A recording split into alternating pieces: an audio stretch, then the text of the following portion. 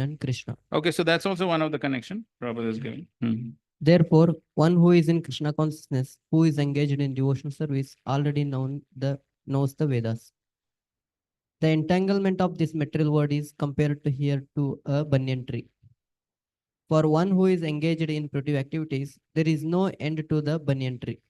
He wanders from one branch to another, to another, to another. The tree of this material world has no end, and for one who is attached to this tree, there is no possibility of liberation. The Vedic hymns meant for elevating oneself are called the leaves of this tree.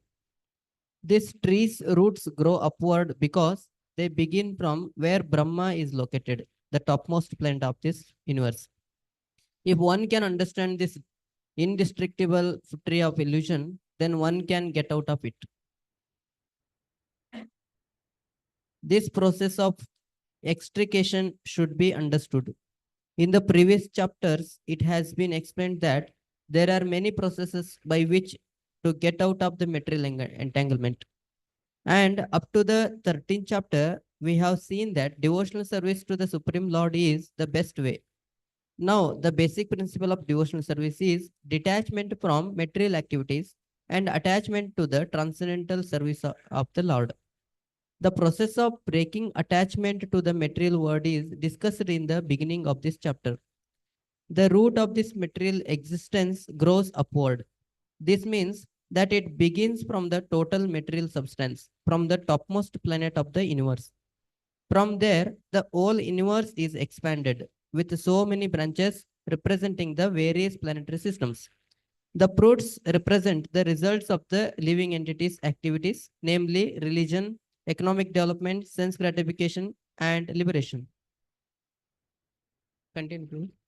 Now, there is no ready experience in this world of a tree situated with its branches down and its roots upward.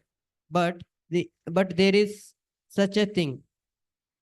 That tree can be found beside a reservoir of water.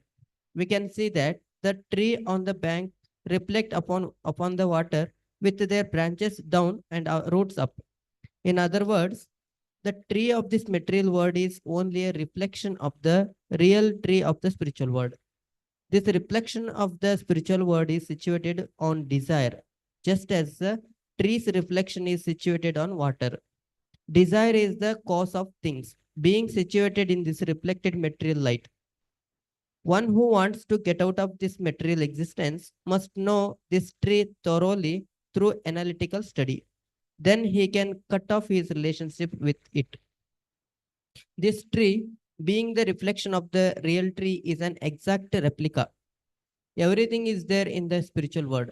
The impersonalists take Brahman to be the root of this material tree, and from the root, according to Sankhya philosophy, come Prakriti, Purusha, then the three gunas, then the five gross elements, Pancha Mahabhuta, then the 10 senses, the Shendriya, mind, etc. In this way, they divide up the whole material world into 24 elements. If Brahman is the center of the all manifestations, then this material world is a manifestation of the center by 180 degrees, and the other 180 degrees constitute the spiritual world. The material world is the perverted reflection, so the spiritual world must have the same variegatedness, but in reality. The Prakriti is the external energy of the Supreme Lord, and the Purusha is the Supreme Lord Himself, and that is explained in Bhagavad Gita. Since this manifestation is material, it is temporary. A reflection is temporary, for it is sometimes seen and sometimes not seen. But the origin from whence the reflection is reflected is eternal. The material reflection of the real tree has to be cut off. When it is said that a person knows the Vedas, it is assumed that he knows how to cut off attachment to this material world. If one knows that process, he actually knows the Vedas. One who is attracted by the ritualistic formulas of the Vedas is attracted by the beautiful green leaves of the tree. He does not exactly know the purpose of the Vedas. The purpose of the Veda as disclosed by the personal type Godhead himself, is to cut down this reflected tree and attain the real tree of the spiritual world. Hmm. All right. Okay. So here, the Lord is describing this banyan tree of the material worlds. This banyan tree represents material worlds. Urdhvamulam adashakam. The roots are up, branches are down. Ashwatham, Rahu, Avyayam. So this Ashwatha tree, it is Avyayam. It is imperishable. So here, again, the connection between this and the previous chapter is the same. That is basically the three modes. So we have studied how the living entities are entangled by the three modes. Where they're entangled? In the material world. So therefore, is describing the material world. How the jivas are entangled in this material world, and what are the symptoms, and then how to get out. So all this is being described over here. So, as Srila Prabhupada is explaining, that this such a tree only exists in a reflection of water. Only in reflection one can see such a tree. So similarly, the material world is a reflection of the spiritual world.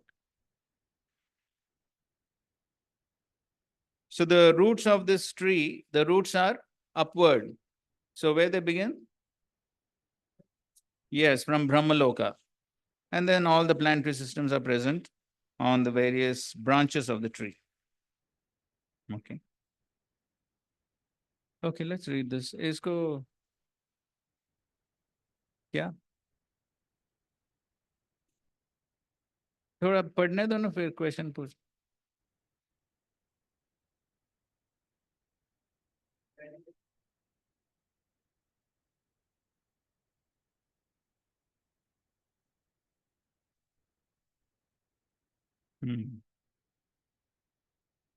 So, Srila Prabhupada writes, but the origin from whence the reflection is reflected is eternal. So basically, the origin is not only just Brahmaloka. Okay, it starts from Brahmaloka, but what is the actual origin? No, that is the cause. What is the actual origin? Prabhupada is writing. Yes, the Mahat Tattva. So the Mahat Tattva is the actual root. And that is why it is eternal. Because material energy is eternal.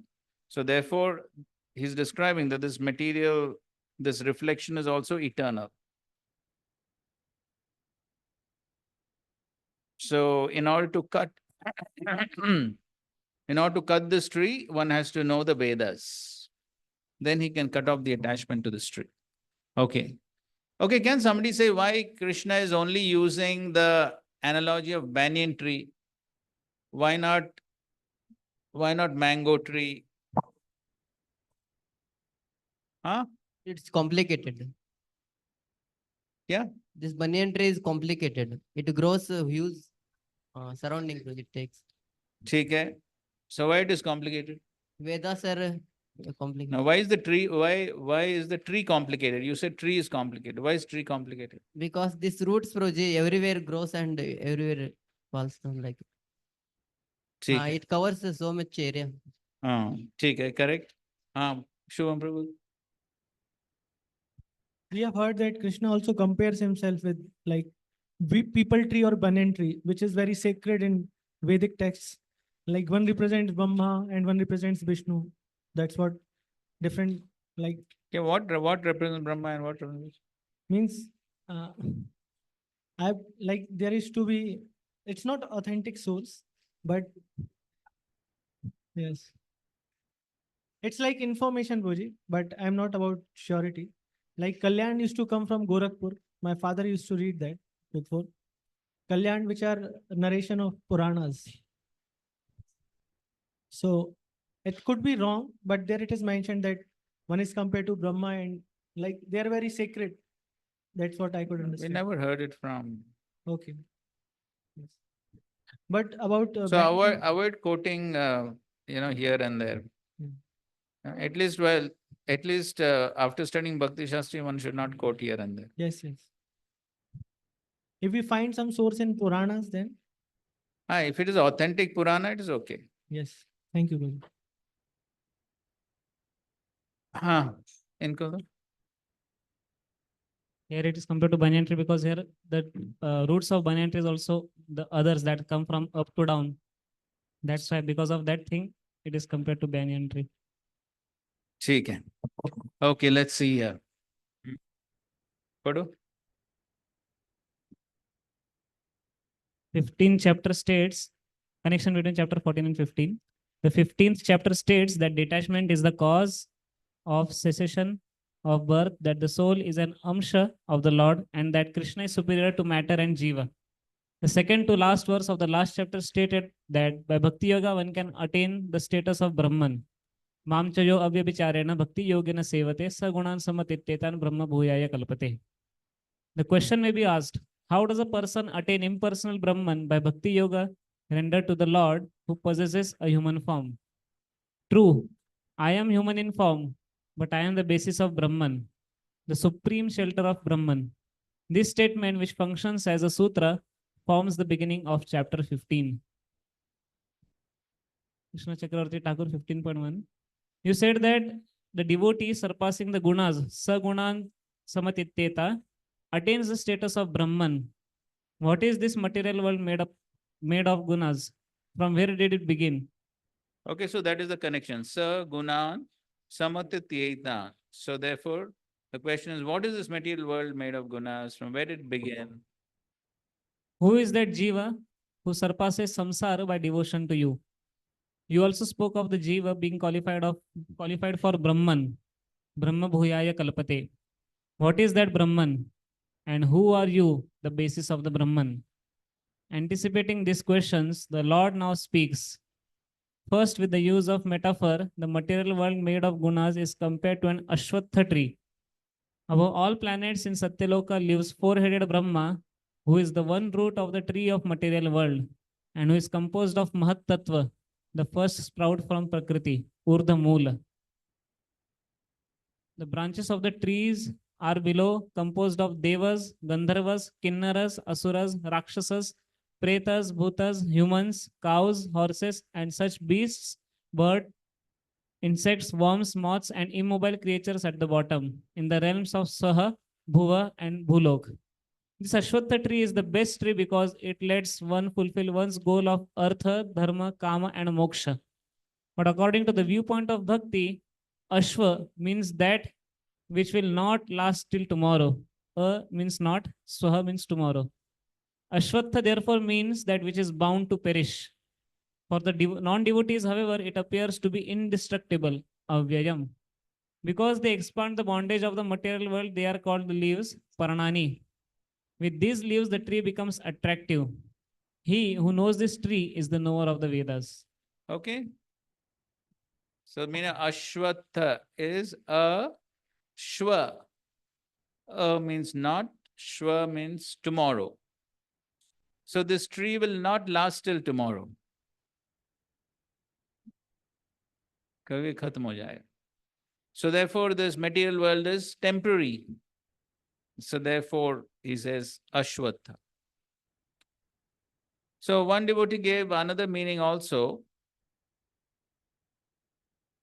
So ashwatha also means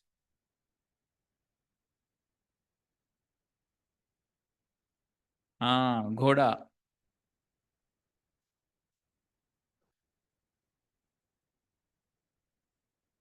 Ashwamedha, Ashwa. So Ashwatha also refers to horse.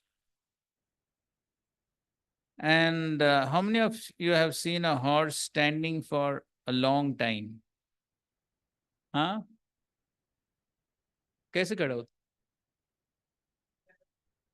Hmm?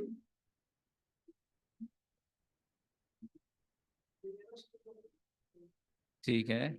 हाँ, आप क्या बोल रहे? हाँ, but how does he stand? Folded. आपको देखना है तो यहाँ रेस कोर्स है ना, वहां जाकर देखो. I personally have seen. When it stands for a long time, it stands on 3 legs. One leg is kept folded a little bit. I don't know what's the reason. You know the reason?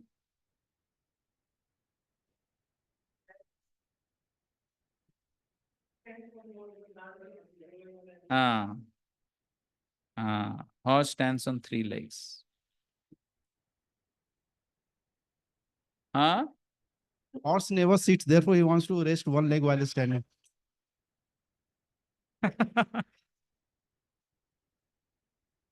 Good speculation.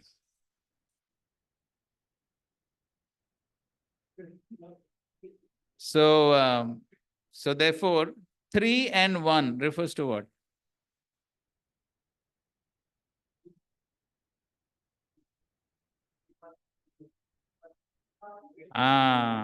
What is 3 path? Spiritual world. Ek path is material world. So what is this description? Material worlds. So that's what this devotee said. Anyway, there's no reference to that. But anyway, so anyway, here this is the point Vishwanath Thakur is making. So Ashwatha means not tomorrow, but it appears to be indestructible. It appears to be eternal, but it's not going to be eternal. Of course, what is eternal is the Mahat Tattva or the material energy is eternal, but the manifestation of that energy, the material world, that is temporary. Okay.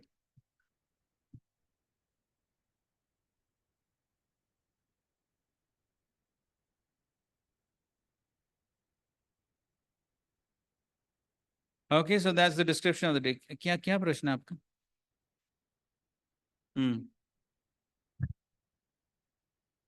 Tree reflects on, there is water on water, that tree reflects. Correct. So similarly, we are saying that this material world is a reflection of spiritual world. So spiritual world is 3 path vibhuti and this material world is ek path. So that is not, we can say, It's not matching. proportionate. Yeah, it is Disproportionate. yeah. And another thing is that where it is lying, Matlab? the reflection is created on water. So water is desire. See here, it is reflected on desire. See, Prabhupada is also writing in the third paragraph of the purport. This reflection of the spiritual world is situated on desire, just as a tree's reflection is situated on water. Desire is the cause of things being situated in this reflected material light. Because the cause of coming to the material world is desire, and the cause of getting out of the material world is also desire. So that is why that is like the junction. So therefore, desire is the cause of the reflection.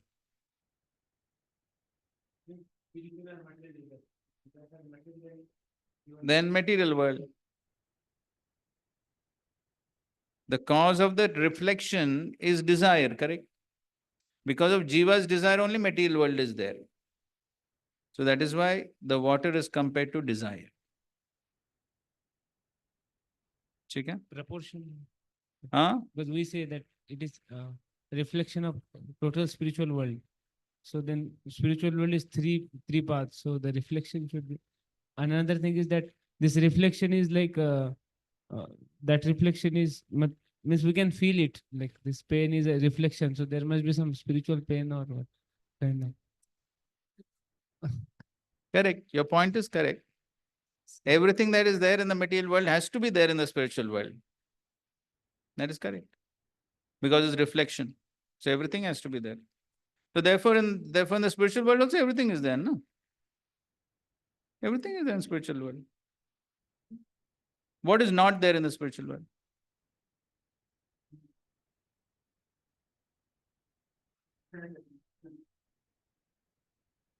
So there also there is envy.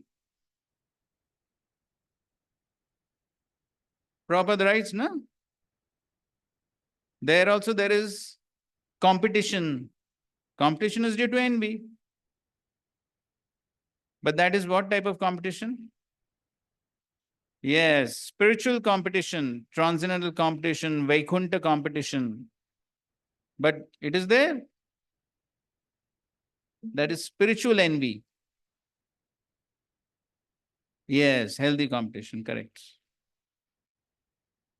Here in the material world, it is unhealthy. So in material world, that competition leads to great distress, frustration, dejection. But in spiritual world, that competition leads to happiness, because the purpose of the competition is to please Krishna.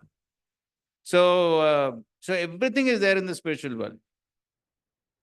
So Prabhupada writes, quoting Vishwanath Chakravarti Thakur, how in this, somebody may say, oh, there's no sex life in spiritual world. No, it is there. There is spiritual sex life. It is called Adiras. Prabhupada writes in the first verse purport to Bhagavatam. Right? So that is spiritual sex life, which is basically love. Difference is love and lust. So that is love. So everything is there in spiritual world. Otherwise, it cannot be there in the reflection. So the basic point is it's a reflection. Proportion is not so important. Guruji, I could not digest that there is envy. So can you speak little more on that?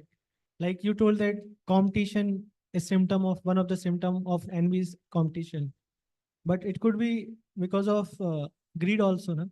Competition. Okay, you can say it is due to greed. Because But generally greed cannot- also arises due to envy, na? Because somebody else has something more, I become greedy to get that. because we have heard that there is no dovetailing of envy. So that was my base on which I was speaking. Yes, so your point is correct. So that type of material envy is absent. Material envy is absent. That is correct. So you can say that envy is absent. Prabhupada also writes it and says it also. Envy is absent in the spiritual world. But if you want to say that everything is originating from the spiritual world, then that quality in its pure form is there in the spiritual world. Yeah, so opposite to envy would be love then, Guruji, where we want to serve, where we don't have competitive mentality for growing above. Yes, Yeah. ultimately that's correct. Ultimately, in the spiritual world, there is only love. All relationships are based on pure love. That is correct. So, but then, I mean, just to say that, okay, there is some form of envy in the spiritual world, some form of jealousy. Actually, it is there in the Chaitanya Charitamrita, you can read. Uda. So Prabhupada writes, so there also the word jealousy is used. The word jealousy is used even in the spiritual world. But again, it is on the spiritual platform. So we are just trying to make the point that everything is originally there in the spiritual world. That is the point. Of course, it's totally different. There's no comparison in that sense. So the material envy is totally absent, but that competition which is there in the spiritual world, which appears to be, you can say, just like it appears as if relationship between gopis and Krishna is lust, right? So therefore, sometimes it is described as lust, gopya kama. So it is described as lust, but actually it is not lust. So similarly, it appears as if there is envy, but it's in its pure form. Thank you, Guruji. Okay. So now let's go to the next verse. There's a further description of the tree. Adas chordvam prastas adam chordvam prastas tasya shakha guna pravriddha vishaya pravala adhascha mulanya anushantani karmanubhandini manushya. The branches of this tree extend downward and upward, nourished by the three modes of material nature. The twigs are the objects of senses.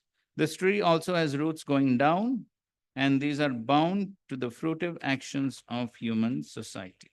Okay, purport. The description of the banyan tree is further explained here. Its branches spread in all directions.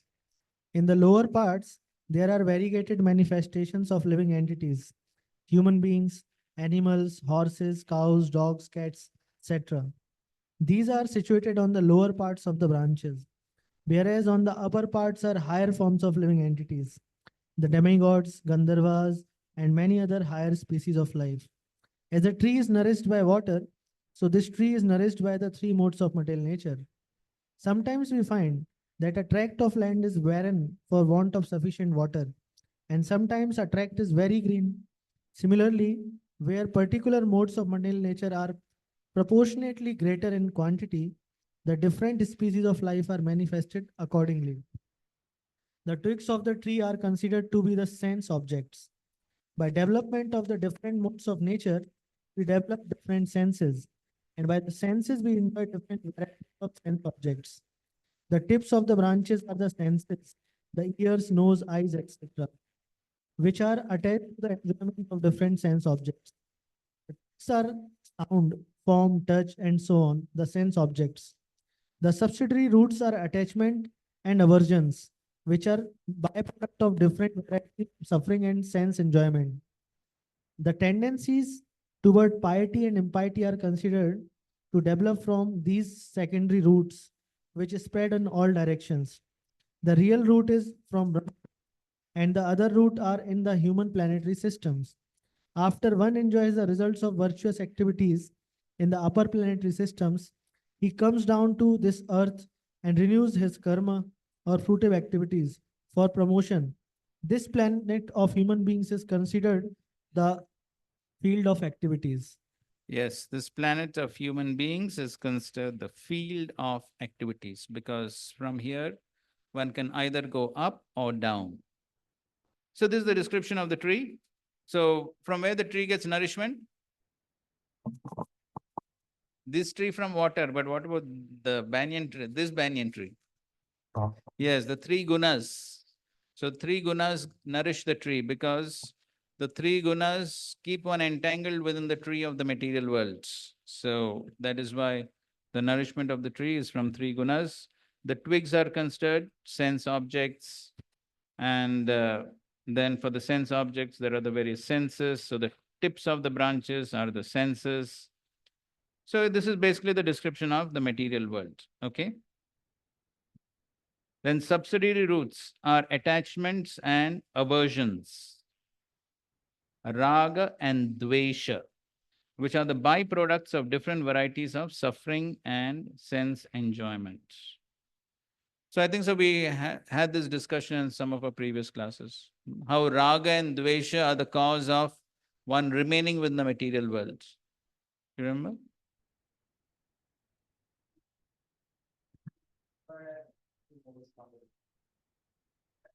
Material world means three modes. This entire material world is governed by three modes. So whatever is happening in the material world, it's all happening due to influence of three modes. So just like why does a tree grow? Because of water, correct? So similarly, this tree of the material world, it exists, it remains because of the influence of three modes. Material world means three modes. If three modes don't act, then there's no material world. Then one is liberated from the material world, correct? Maham cha vicharena bhakti yogena sayode sa gunan samatityetan. So that is liberated platform if one transcends the modes. So in material world means three modes. Okay. Now another important point here is the leaves. This has been mentioned in the previous verse. Parnani. The leaves are compared to Vedic hymns. Just like in a tree, what is the most attractive part of the tree? हाँ आप क्या बोल रहे Fruits. लेकिन fruits इतने दिखते नहीं ना. हाँ. So the main attraction of the tree is the leaves. So similarly, so if the, you see all these trees around, just like in winter, all the leaves fall down, correct? Then does the tree look attractive? Only branches doesn't look attractive. So therefore, similarly, for the Vedas, this material in the material world, which is governed by the Vedas, the attractive part is, yes, the Karmakanda section, which is very attractive to those who are conditioned in the material world. So therefore, the leaves are compared to the Vedic hymns. Okay, so we were discussing about Raga and Dvesha. So these are what? Subsidiary roots. So the subsidiary roots, which are byproducts of different varieties of suffering and sense enjoyment. So you know subsidiary roots, correct? Secondary roots. So you see in banyan tree, so there are branches, shakha. फिर वो शाखाओं से क्या आते हैं? Roots आते हैं. देखा है ना? पुणे में तो बहुत सारे बड़े बड़े banyan tree है. हाँ, sometimes so big. But you find many big trees on that Koregaon Park Road. There's a line of huge banyan trees. So if you want to study, you can go there and study. So then you can get some idea of the material world. So these secondary roots have been compared to, yeah, Raga and Dvesha. Sanskrit देखते क्या है.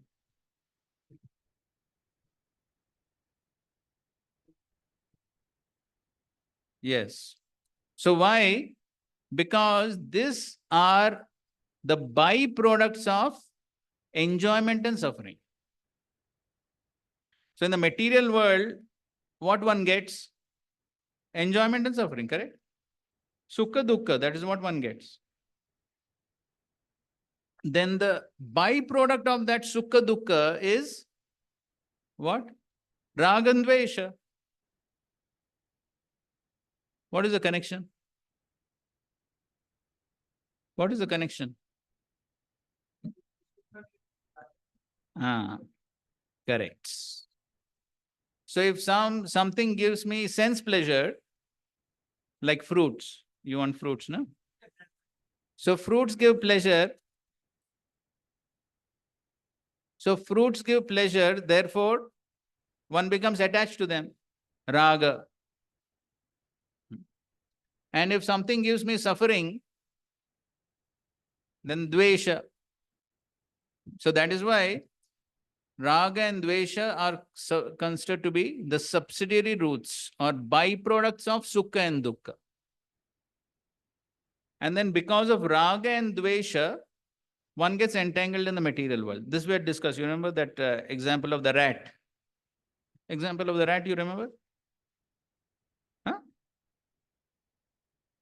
That experiment with the rat. क्या है वो?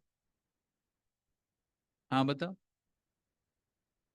Project one rat was kept in the bone, project. Bone. Kept in what? Bone. So that ठीक है, in one cage. cage.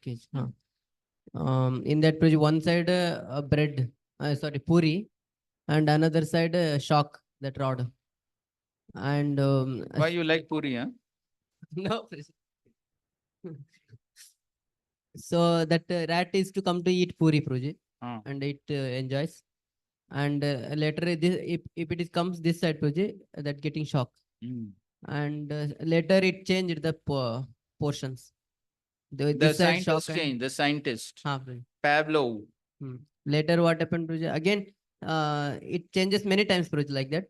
And rat, what is to think, if it is goes this side, it gets shocked. is said enjoyments, Puri. And what happened after some time, the door is opened, Hmm. but rat is forgot to go outside. Ah. It was Why? it was in confusion in that only. So the rat was busy going from this platform to that platform. Kahan kya milega? So it's so busy inside only because of raga, dvesha, raga, dvesha. So in the material world, same thing is going on. Everyone is busy with that only, trying to get what I like and avoid what I don't like. सब लोग इधर उधर भाग रहे किसके लिए उसी के लिए to get what I like and to avoid what I don't like. That is what is called enjoyment. Correct? So therefore, these attachments and aversion, raga and dvesha, are the cause of material existence. And that is how one gets bound in the material existence. And one is so busy, moving around here, there. And so if you tell someone, please take this Bhagavad Gita, read, oh, no time. So why no time? He doesn't want to get out. He's so busy running here and there, he doesn't want to get out. Therefore, no time. So it's exactly like that rat. Hmm. Same thing. What's your problem? Roji, you said Rag and Dvesha are byproducts of. I didn't say. See, Prabhupada is right. Well, that's what. Because Rag and Dvesha are byproducts of Sukha and Dukkha, which are like fruits of the tree. Ah, But technically, जो extension branches है, ah. this so-called roots, they don't come out from fruits, no? They come from branches, right? So, see, the fruits are dharma, artha, kama, and moksha. These are the fruits. Okay. Dharma, artha, kama, and moksha, these are the fruits. So, so kama, enjoyment. So that's what gives sukha, right? No, I don't have doubt there. Ah. You said this attachment aversion. See, you're getting into too many technical details. See, when an analogy is given, you cannot fit exactly point to point, you cannot fit in analogy. You must understand the mood of the analogy. If you try to fit exactly point to point, it doesn't fit because this is material example. We are trying to understand a spiritual truth with the material example. So there are going to be limitations. So you cannot stretch an analogy beyond its limits. So most of the things we can try to correlate. So Srila Prabhupada says that when majority of the things are common, it's a good analogy. But you can never expect 100%. Therefore, many times Prabhupada would say what? Crude example. Yes, many times it's a crude example, but it cannot fit 100%. ठीक है ना? So if you use too much logic, then there's problem. Okay, so logic has limitations sometimes. No. Or you have to come up with some new analogy. Better than Krishna's. Okay, let's read the Prabhupada's lecture.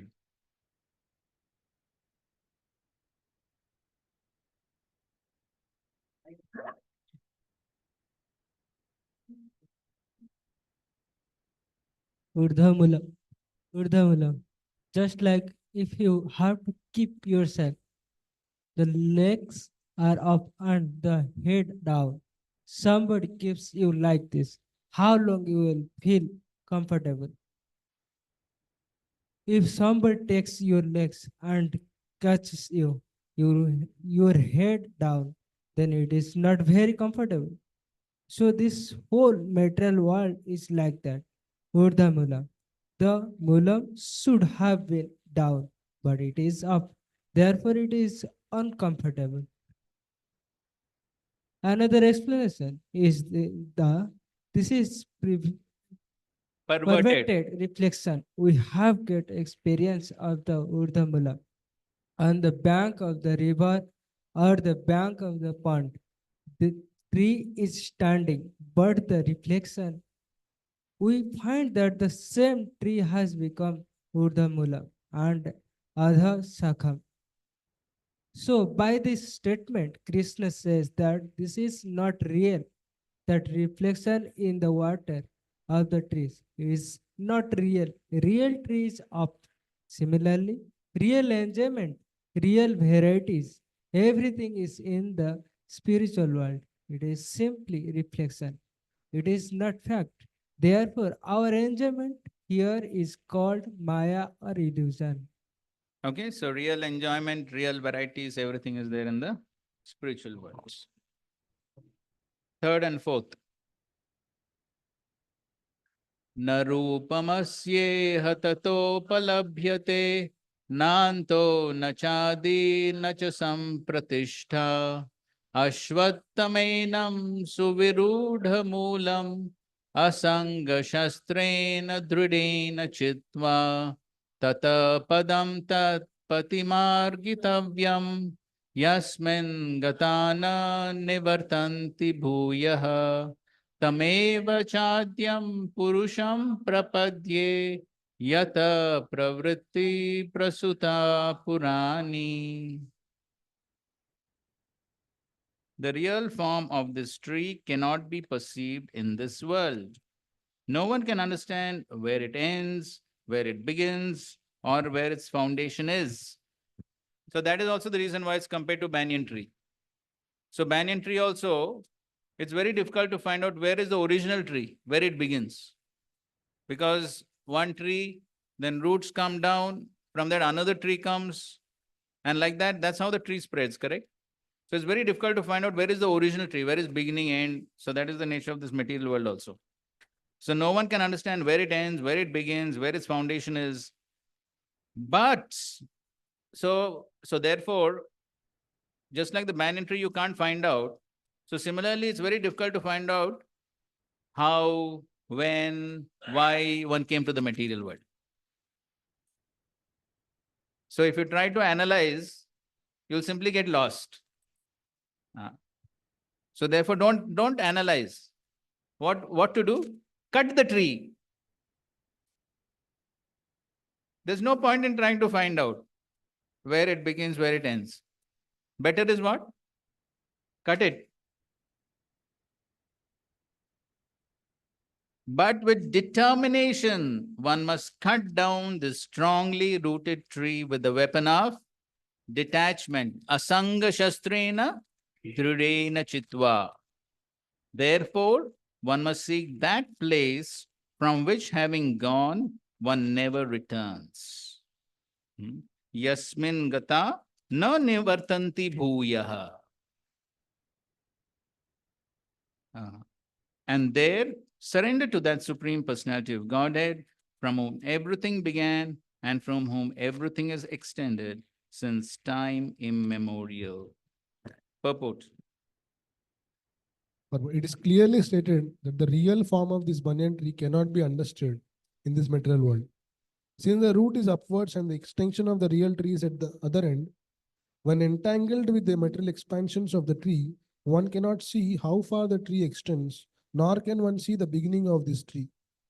Yet one has to find out the cause. I am the son of my father. My father is the son of such and such person, and etc. By searching in this way, one comes to Brahma, who is generated by the Garbhodakshaya Vishnu. Finally, in this way, when one reaches the Supreme Personality of Godhead, that is the end of research work. One has to search out the origin of this tree, the Supreme Personality of Godhead, through the association of persons who are in knowledge of that Supreme Personality of Godhead. Then, by understanding, one becomes gradually detached from this false reflection of reality, and by knowledge, one can cut off this connection and actually become situated in the real tree. The word Sangha is Asanga. this word Asanga is very important in this connection, because the attachment for sense and enjoyment and lording it over the material nature is very strong. Therefore, one must learn detachment by discussion of spiritual science based on authoritative scriptures, and one must hear from persons who are actually in knowledge. As a result of such discussions in association of devotees, one comes to the Supreme Personality of Godhead. Then the first thing one must do is surrender to Him. The description of that place where Having gone one never returns to this false reflected tree is given here. The Supreme Personality of Godhead, Krishna, is the original root from whom everything has emanated. To gain the favor of that personality of Godhead, one has only to surrender, and that is a result of performing devotional service by hearing, chanting, etc. He is a cause of the extinction of the material world. This has already been explained by the Lord Himself. Aham sarvasya prabhava. I am the origin of everything. Therefore, to get out of the entanglement of the strong banyan tree of material life, one must surrender to Krishna. As soon as one surrenders unto Krishna, one becomes detached automatically from this material world, material extinction. वो fan किसके लिए चल रहा है? Okay. So now, how to cut this tree of the material existence? Asanga shastrina. The shastra is asanga, detachment. Dridena chitva. So that detachment requires determination. And Srila Prabhupada is explaining how to cultivate that detachment. So how to cultivate? One must learn detachment by what? Discussion.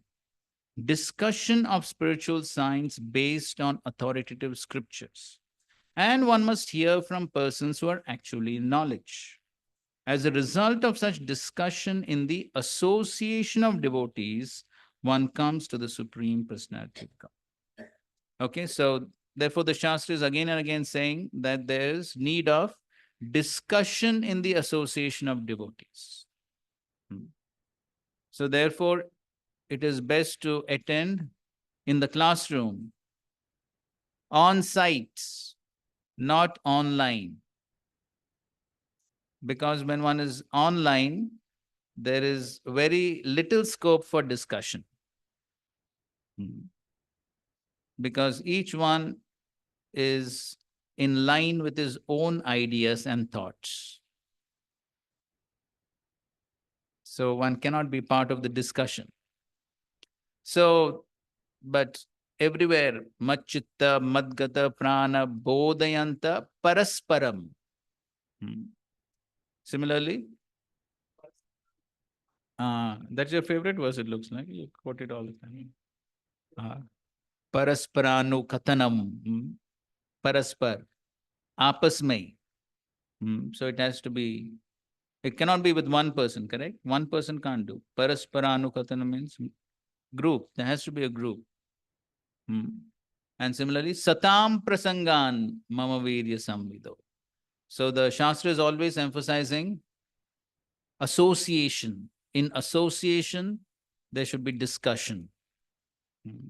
So then, when there is association, then different persons bring up different points, different viewpoints, and can be discussion. Then that's how one understands the subject matter from different angles of view, and one can understand in depth. So therefore, the association is always greatly emphasized. Of course, the online thing is a totally new concept. And of course, it has its value to some limited degrees when there is no other option. But when there is a possibility, then one should always prefer to hear in the association. We already discussed this. Otherwise, the only association when one has when one is online is, yes, one's own mind. That is the best association one has. And then the mind will take us in the 14 planetary systems.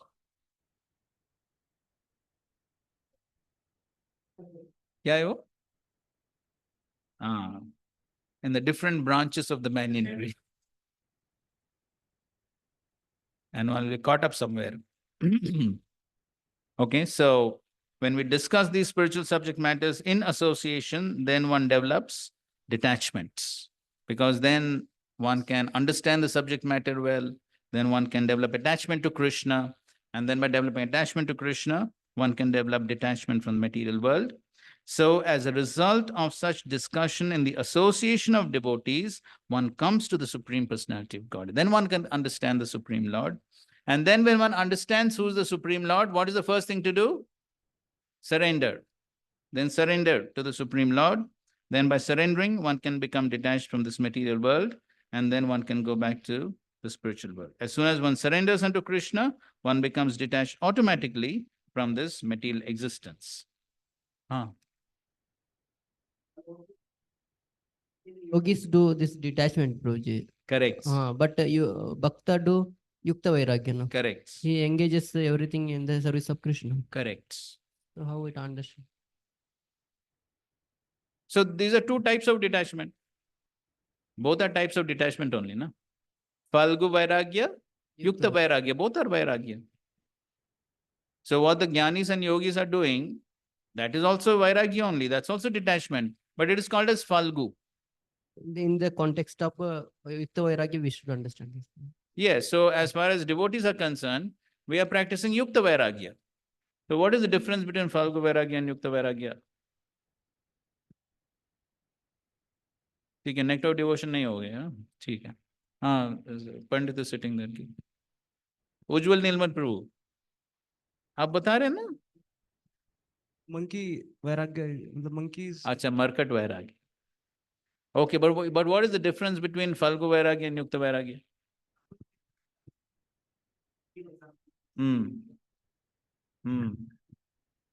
परित्यागो Phalgu वैराग्यम कहते थे. हाँ, meaning क्या है? This material world, this prapanchik, Taya Buddha, Hari Vastu Sambandhina, this everything is related to Lord Hari. But if somebody says that is separated from Hari, and then he tries to Give it up. give it up, that is a Falgu Vairagya. So who does that? Mumukshubi. Mumukshu. Those who are aspiring for moksha. That is the Jnanis and Yogis. So the Jnanis and Yogis think, so as their philosophy is Brahma Satya, Jagan Mithya. So everything is false. This material world is false, and it will simply lead to bandhan. It will simply lead to bondage. So give up everything of this material world. So therefore, you don't find Jnanis and Yogis in cities, correct? So those who are saying they are yogis, they are what? Those who are saying they are yogis, they're practicing yoga. Who are they? Huh? Yes, they're only practicing gymnastics. There's no yoga there. They're only trying to reduce bodily fat, as Prabhupada says, or keep the body fit. So they are no yogis. They are no yogis. So real Jnanis and Yogis you'll find only in the Himalayas, and they will come for Kumbh Mela. You don't find them in cities because they want to be totally detached from everything. So some of the yogis, they go under the ground. Saubhari Muni, underwater. So they have nothing to do with this material world. They want to be detached from everything. No eating pasta, pizza. After getting siddhi, then they have to show off the siddhi. Now, this was the use of the siddhi. That becomes a problem. But the point is that detachment is called falgu, false. Why it's called false? Yes, because they don't understand the connection of things with Krishna. So nothing is false because everything is connected to the truth. That's Krishna. So therefore, real understanding is everything comes from Krishna. So therefore, everything must be used in Krishna's service. That is called as Yukta Vairagya. So that is the proper understanding. But at the same time, now tell the definition of Yukta Vairagya.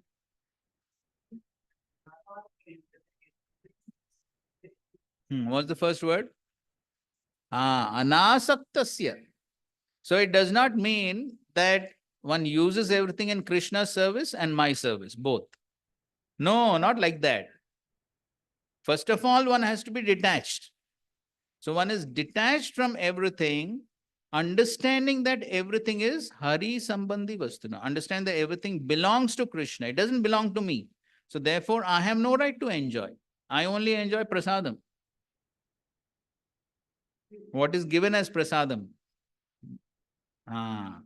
So therefore, first of all, one is detached from everything and uses everything in Krishna's service. That is real vairagya. So that is the detachment we are talking about. Take it, no? Ah. Small question, but what would answer? Smaller. Guruji, if you want to go to some place, we need to know more about that place. Yes. Then only we can go. Correct. So in our shastras, like 4 books you said and many other books, there is no too much description about that. Kripat Vibhuti, not told. What? About spiritual world. No description. It is very less. On the 3rd canto, it is described. What is whole 10th canto? That is about this pastime of this material world. See this. Krishna Leela. 10th canto. 10th canto is what? Krishna's pastime. So where Krishna's pastimes take place? Spiritual. Huh? Where Krishna's pastimes take place? Spiritual world. So which is the biggest canto amongst all the cantos? 10th canto. 19th. And what you're saying then?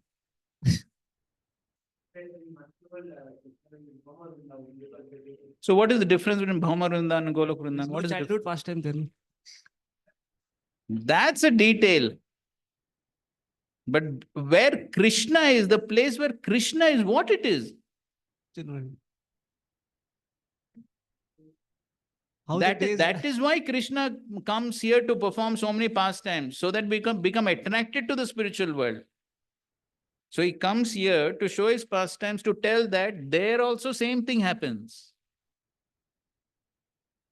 That is why he comes here to perform all those pastimes. But in his life, we can see there are very less time you saw the pastimes. More he is killing the. No, that is part of his pastimes, but there are so many other pastimes also. It's not that all the time he's killing only. There are so many other pastimes also, no? See, first of all, even understanding the 10th canto fully is not possible for us. Then why you want more? Understanding that only is not possible. Then you will get more in the Chaitanya Charitamrita also, you get more. You see in conversation with Ramanand Rai and Chaitanya Mahaprabhu. So there are a lot of pastimes. And then of course there are so many other literatures by the Goswamis, like Gopal Champu and Ujjwal Neelman.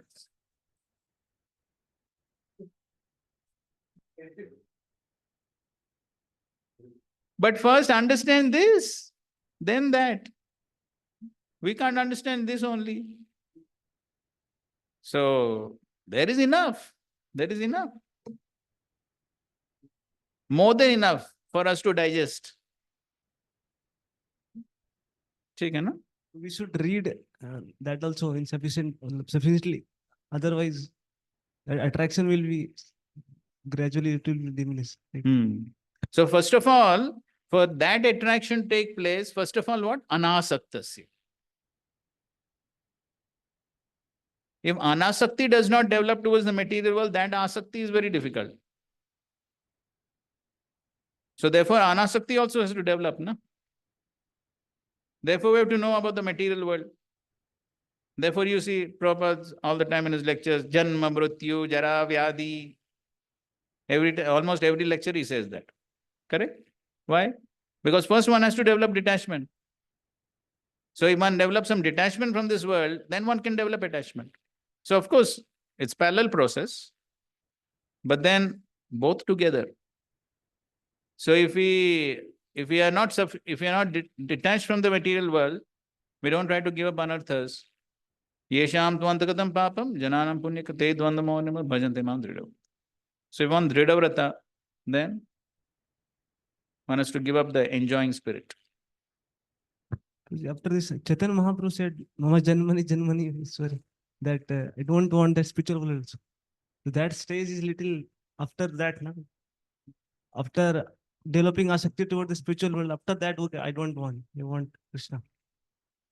So see, so first of all, When one develops attachment to Krishna, then wherever one is, just like Advaita Acharya told Mahaprabhu,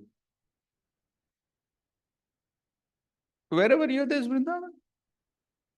So even if one is in the material world, if he's absorbed in Krishna consciousness, where is he? Moraman Vrindavan. So wherever one, so if one is in Krishna consciousness, then wherever one is in the spiritual world. It's as good as spiritual world, correct? Because what is spiritual world? Spiritual world is where Krishna is there. And there are devotees who are always remembering Krishna. That is spiritual world. So now the place where you're sitting, this is material world or spiritual world? See, according to me, my whatever I have No, read- don't say according to me. Only I'm saying. Whatever we say according to Guru Sadhu According to Shastra. Bhagavatam only. According to Devotee aspiration is what he should be associated with the pure devotees. Among Yeah. them, we can discuss the Krishna Katha. Yes. So how many pure devotees are here? So there it is very clearly said that they should be free from all Now, where it is said like that? everywhere. They want pure devotee association. They don't. That is correct. So what is your definition of pure devotee? Those are continuously engaged in this Ah, discussion. correct. Those are engaged in the process of devotional service, correct? Yes. So all these devotees here, they are pure devotees or not? Yes. Huh? Yes. They're pure devotees, no? So what's They're your engaged, fact trying, yes. so what's your problem? But this material bodies, we have feel there are so many anarthas, there are many Correct. things are there. Correct. So still that is impediment. You are saying that if Krishna is there, spiritual world is there. But we can find here also that we are not that much fully. So where Krishna is there, it is spiritual world. But where is the problem? The problem is with me. I am not spiritual. That is the problem. Or I am not in spiritual consciousness. That is the problem. Otherwise, this is spiritual world. Right.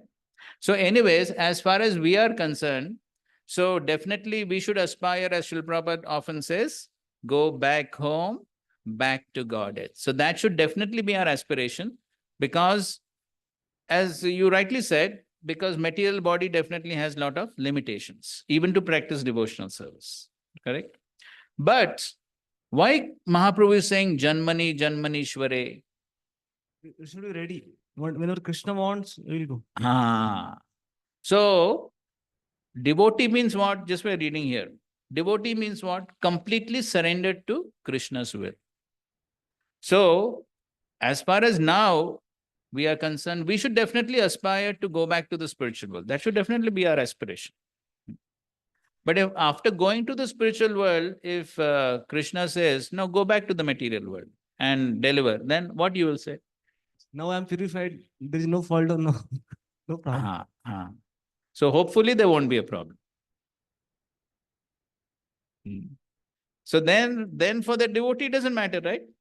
It doesn't matter. But for that, after achieving that, without that, we are trying, okay, I will stay here. No. Now, therefore, for us, it is better that we aspire to get out. That should be our aspiration. Otherwise, we will think, ठीक है, चलता है क्या है? Germany.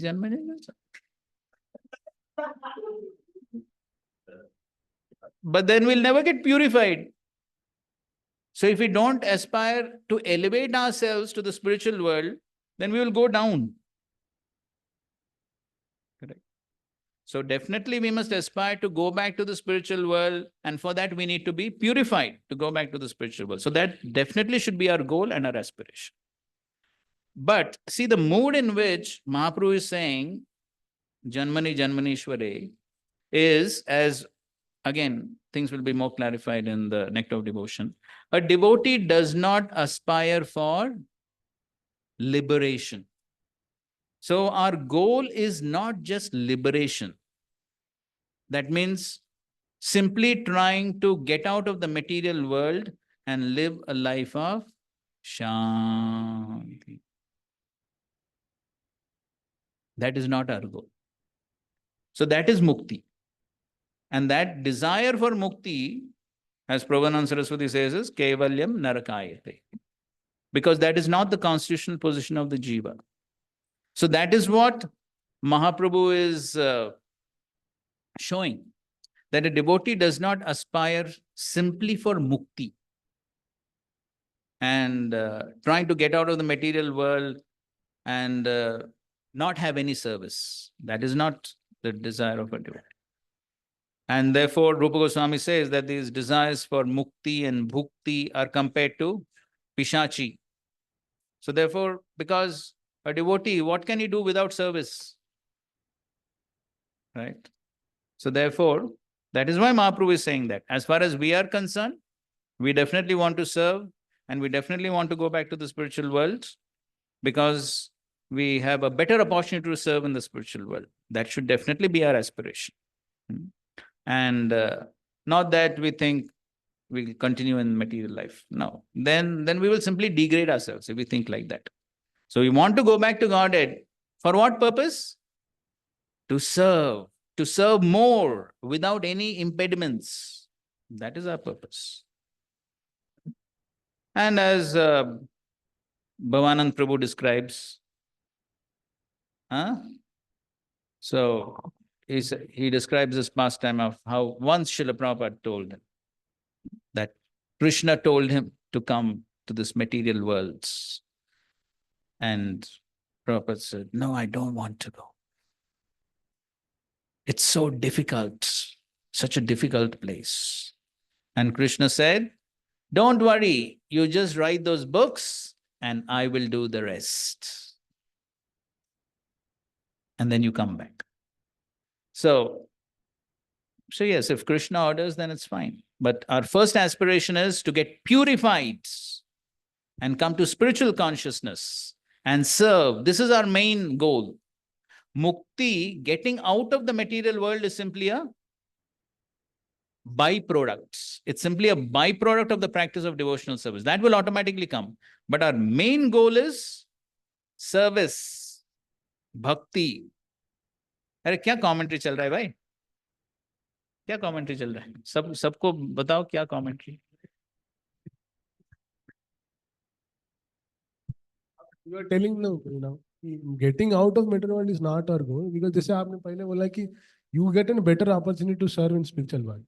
So initial aim, जैसे आपने बोला कि first I get purified, situate myself in spiritual consciousness. Then in that spiritual consciousness, when you try to serve, then you feel that this incapability of serving the Lord in best possible way because of being in this material body and being in this material world. Then you aspire for going to spiritual world. जैसे आप अभी बोले ना, that same thing I was telling you. That directly, if you aim just for going out of that world, it's not. Yes, so therefore the main goal is service. That's the main goal.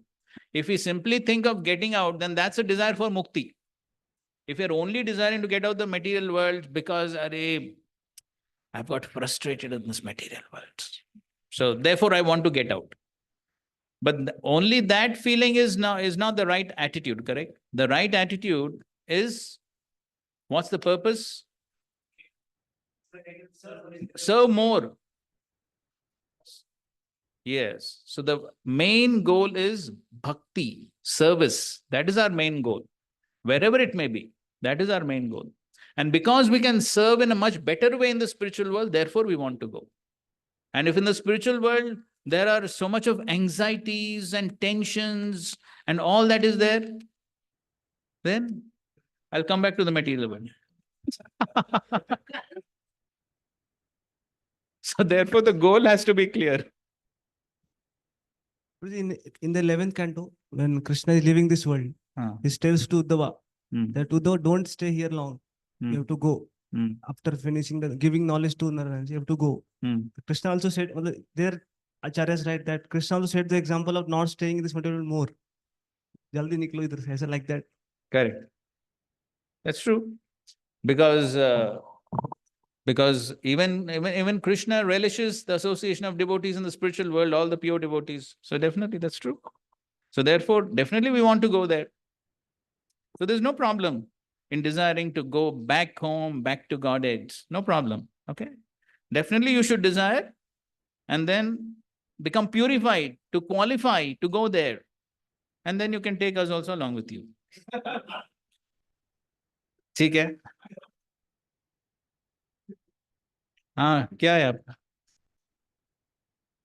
Not this topic, the another point which you mentioned here regarding this Asanga Shastrena. So regarding the spiritual discussion. So these things, Prabhuji, what I have found in application of these things is that many times we try for that, but different devotees is oh my one devotee is Bhagavad Gita is going on. वो ये मेरा reading नहीं है तो मैं साथ में कैसे discuss करूँ? So this becomes very difficult, which I have found also that coming together and discussing philosophy. When people think philosophy is very boring, so many don't मतलब वो attempt ही नहीं होता. We have so, like from it is burning desire from my heart. So many years I tried that. So what is happening here? No, this classes is okay, Prabhuji. हाँ, तो और क्या चाहिए आपको? No, but among the friends coming together and discuss. So then if you are saying among friends, then can't friends come together for a common purpose? No, we come together, but the topics are very different. Then how do you call yourself friends?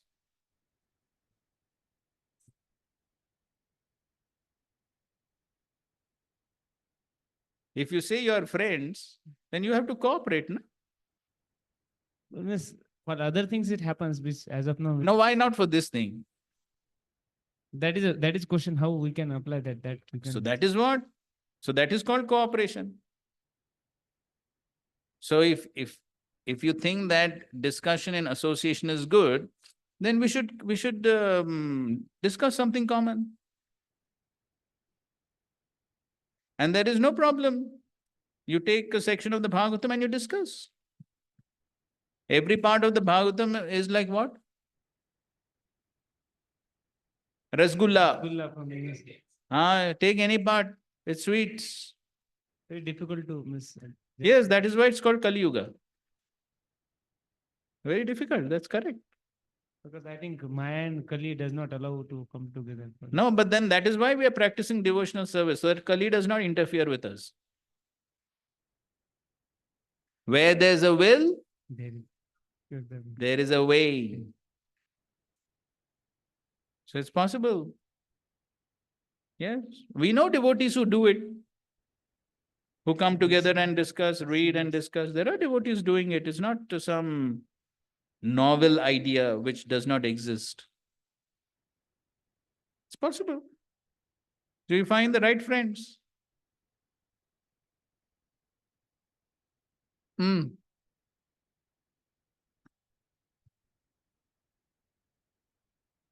So you have a solution to his problem?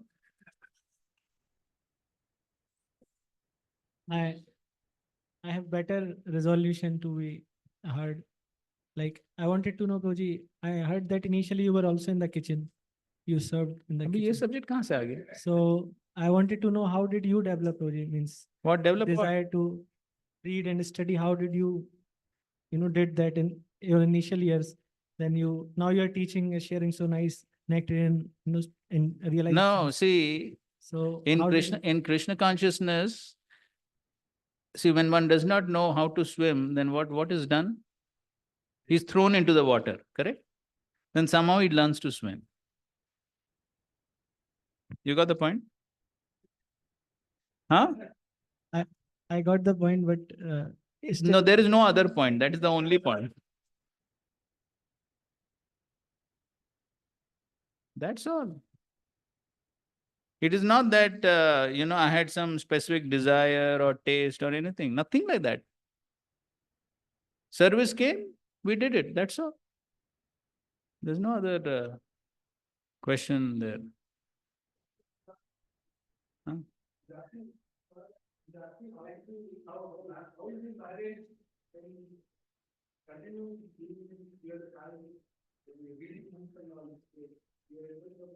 No, that's what I'm saying. So you're put into the you're put into the water, then you learn to swim, no?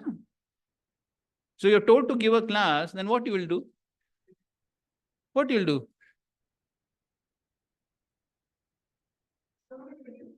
You're done.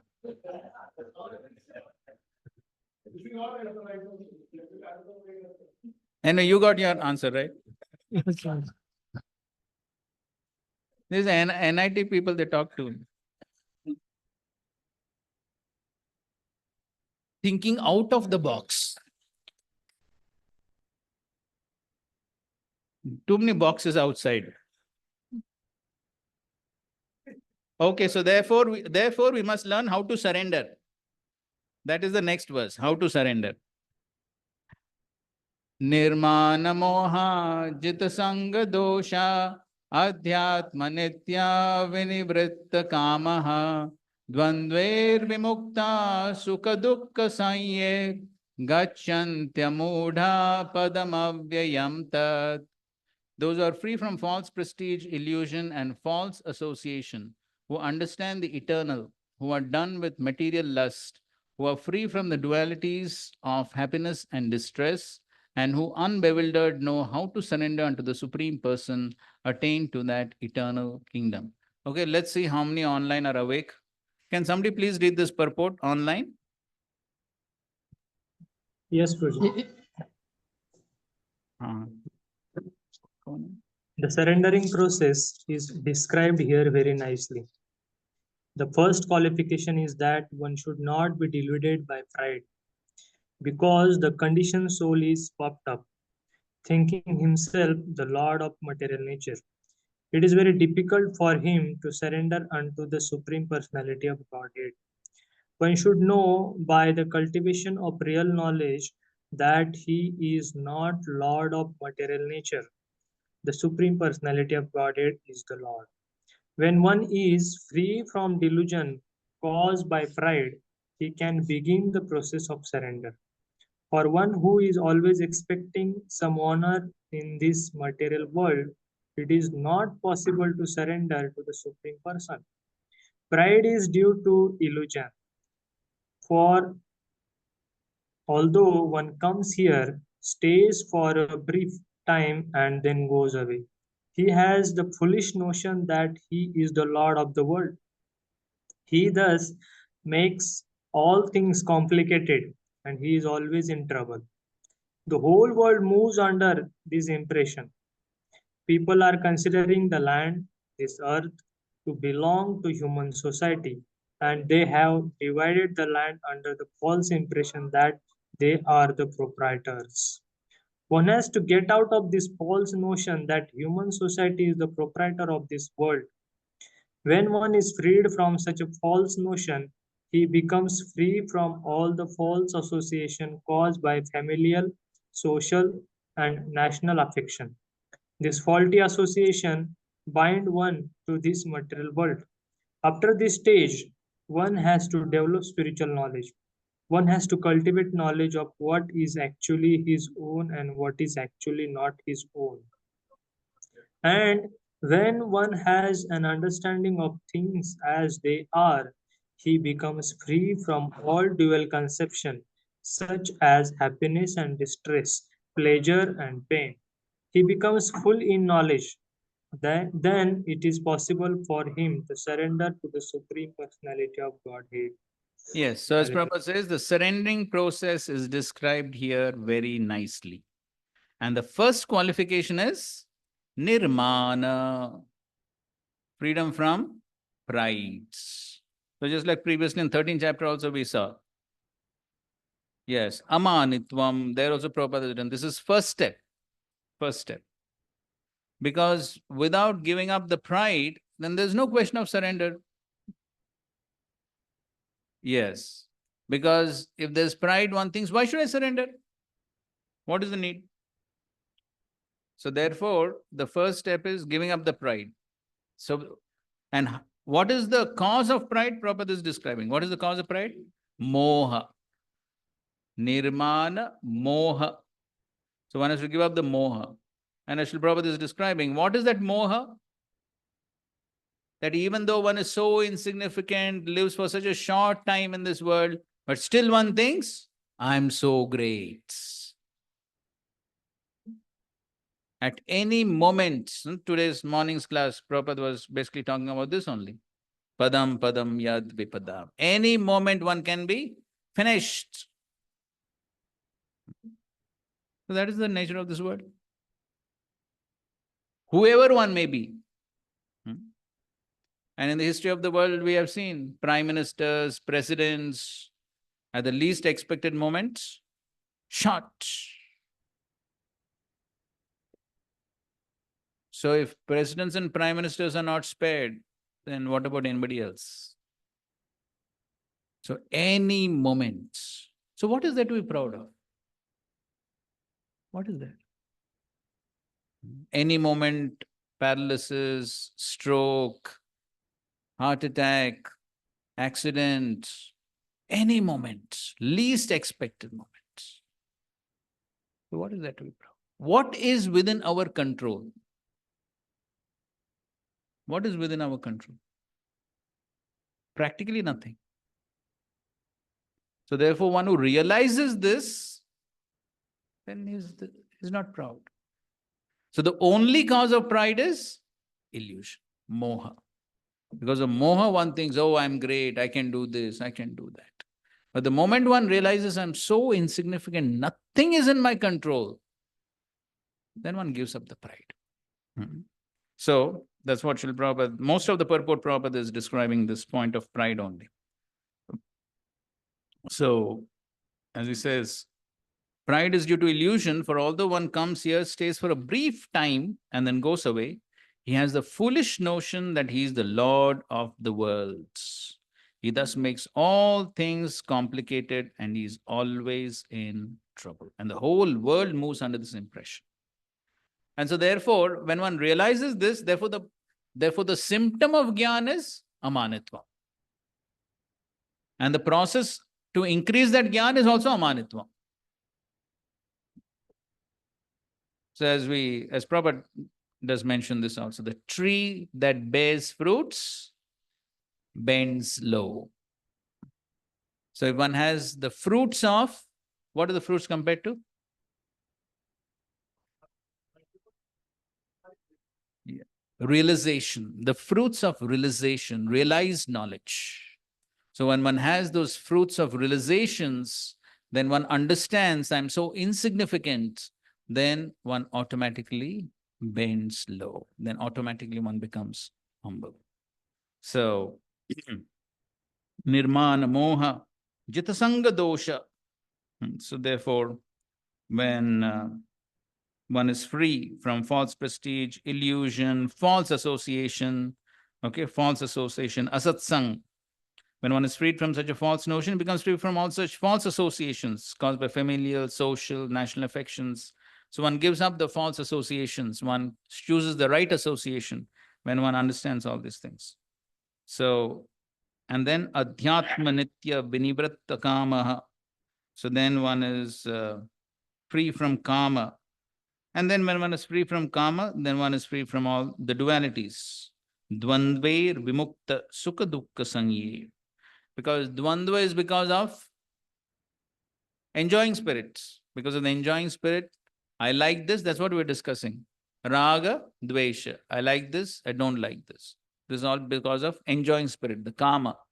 So when one gives up the kama, then one is not affected by the dualities. Dvandva, dvandvair mukta. And the result of this surrender, this is all aspects of surrender. So if one surrenders in this way, the result will be what? Gachanti amudha.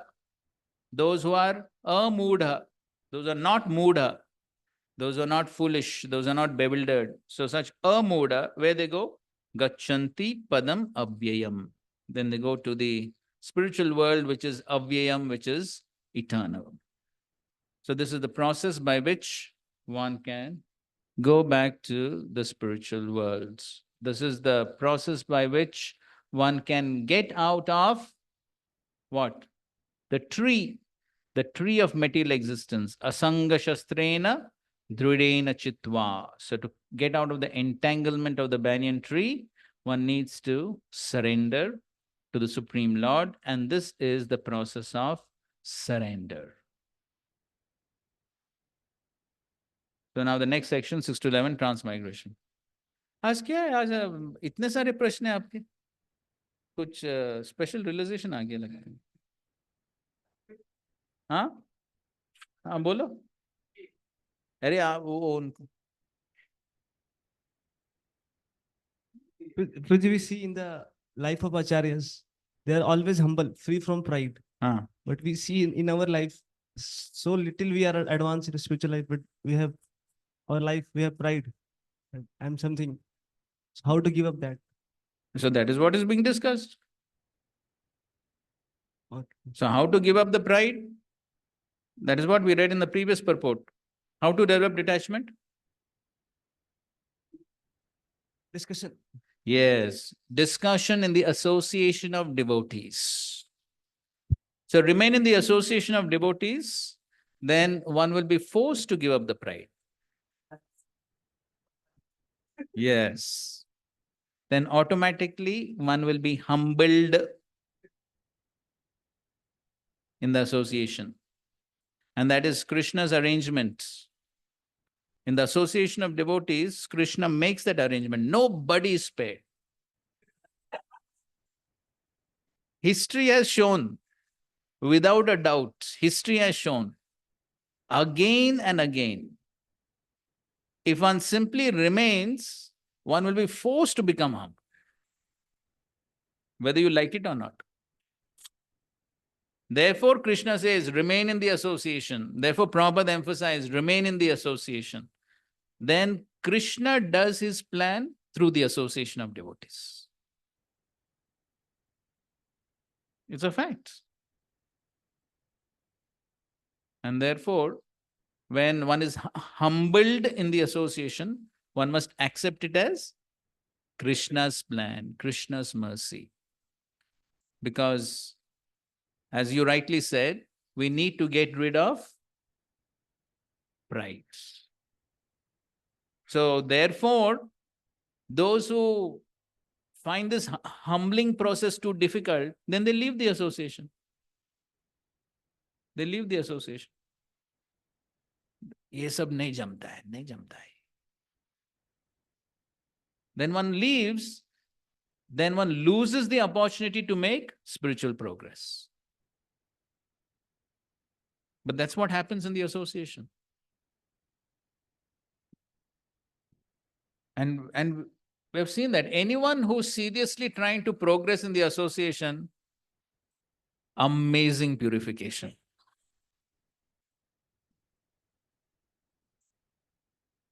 If you have not got it sufficiently, you just remain.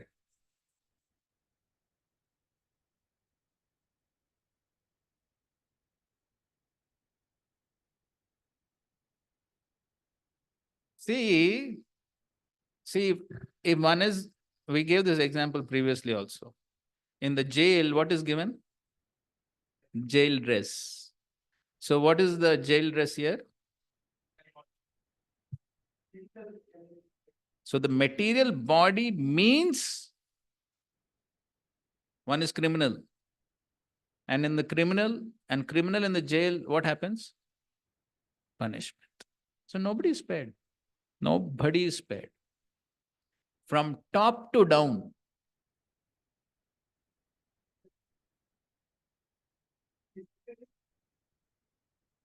PDC, GDC, GBC, everyone. Nobody is spared. And that is, I don't know if you heard this example. This was told by Janmashtami Prabhu once. Not Prabhupada's example, but makes some sense. So he said that this association of devotees is like the gems being put in a gem polisher. You heard that? So the crude gems which are not polished, so they're put into this machine, and then there's something which rotates all of them within that machine.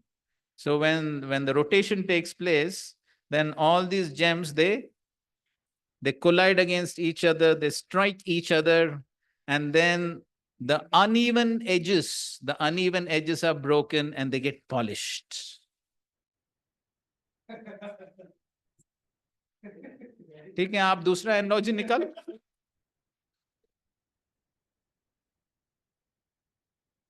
हाँ, ऐसे ही घूमता है. So the point is that that's what happens. So therefore, this is all Krishna's way of purifying everyone within this, within the association of devotees. But one who understands that all this is happening for my benefits, and one who sticks to the sadhana program. So when one sticks to the sadhana program, then one is able to accept the purification in the right spirit. So when the sadhana is weak, there is no spiritual strength, then one cannot perceive this purification in the right spirit. Then one thinks, "Arey, bahut ho gaya, bahut ho gaya." Then one leaves. Then purification, then no purification. So in my own kutir, if I am my own kutir, then I am the king. Correct? Then one can imagine, now I am pure devotee. One can imagine. And then Maya will show how pure you are. Alone. Right? So you got your answer, no? You also have something. Okay, Prabhu has something.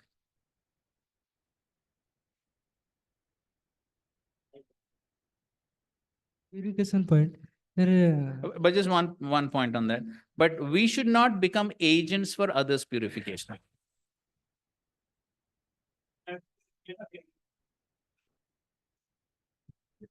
Voluntarily, we must not.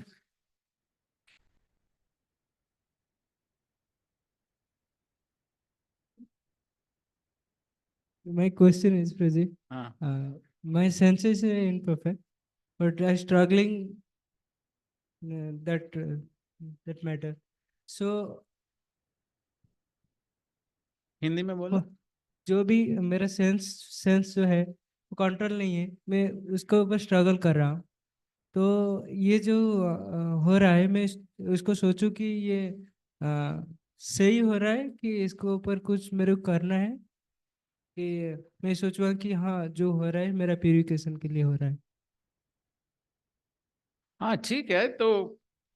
तो जो इंद्रिय संयम जो है वो तो सबको करना ही है ना.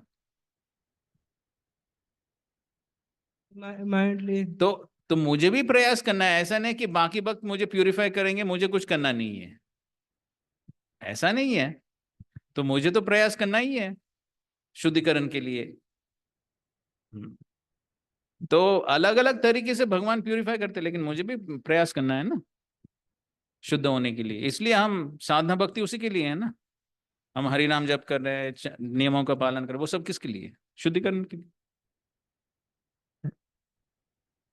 अलग अलग तरीके से भगवान शुद्धिकरण करते हैं. ठीक है ना? Okay, fine. So let's go to the next section. So now, if one surrenders, then by surrendering, where one goes? Gachanti padam avyayam. So now in the next verse, Krishna is describing that padam avyayam, the spiritual world. So in brief, here Bhagavad Gita, everything is in sutra form. So 6th verse. न तद्भास्यते सूर्यो न शशांको न पावकः यद्गत्वा न निवर्तन्ते तत्परमं मम. That supreme abode of mine is not illumined by the sun or the moon, nor by fire or electricity. Those who reach it never return to this material worlds. Okay, read from the second paragraph. Okay, third paragraph. One should be captivated by this information. He should desire to transfer himself to that eternal world and extricate himself from this false reflection of reality. For one who is too much attached to this material world, it is very difficult to cut that attachment. But if he takes to Krishna consciousness, there is a chance of gradually becoming detached. One has to associate himself with the devotees, those who are in Krishna consciousness. One should search out a society dedicated to Krishna consciousness and learn how to discharge devotional service. In this way, he can cut up his attachment to this material world. One cannot become detached from the attraction of the material world simply by dressing himself in saffron cloth. Or white or yellow.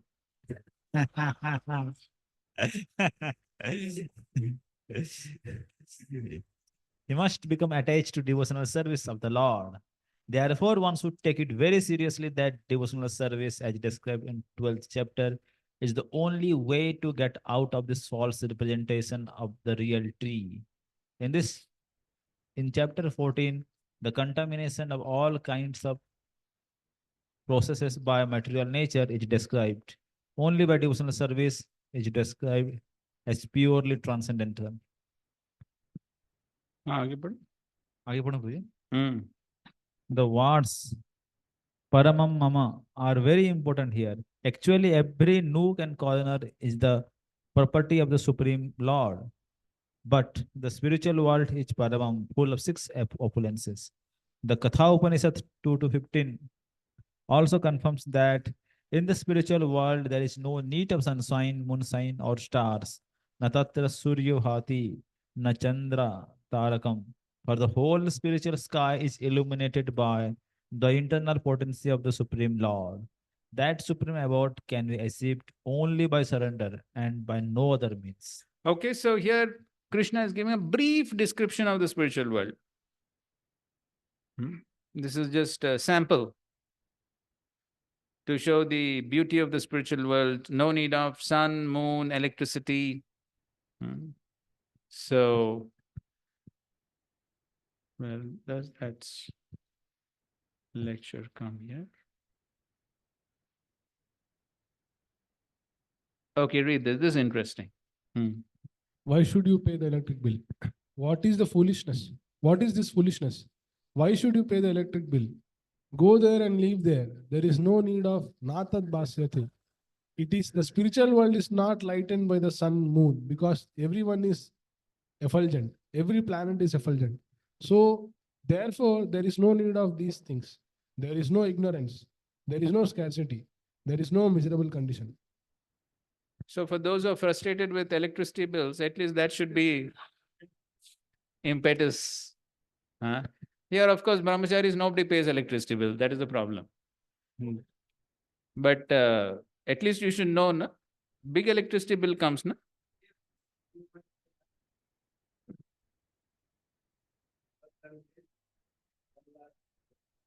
Achha. So in any case, whether you know it or not, there's a big electricity bill there. So therefore, so if one wants to be saved from the electricity bill, go back to the spiritual world. No electricity bill. At least for grahasthas, it's good allurement. So, and of course, no adhyatmik, adi bhautik, adi daivik klesh, nothing. Only enjoy. Only enjoy. So therefore, Prabhupada says, one must be captivated by this information. One must be captivated. Morning to night, only playing. No Bhakti Shastri class. And better is no CBA OB.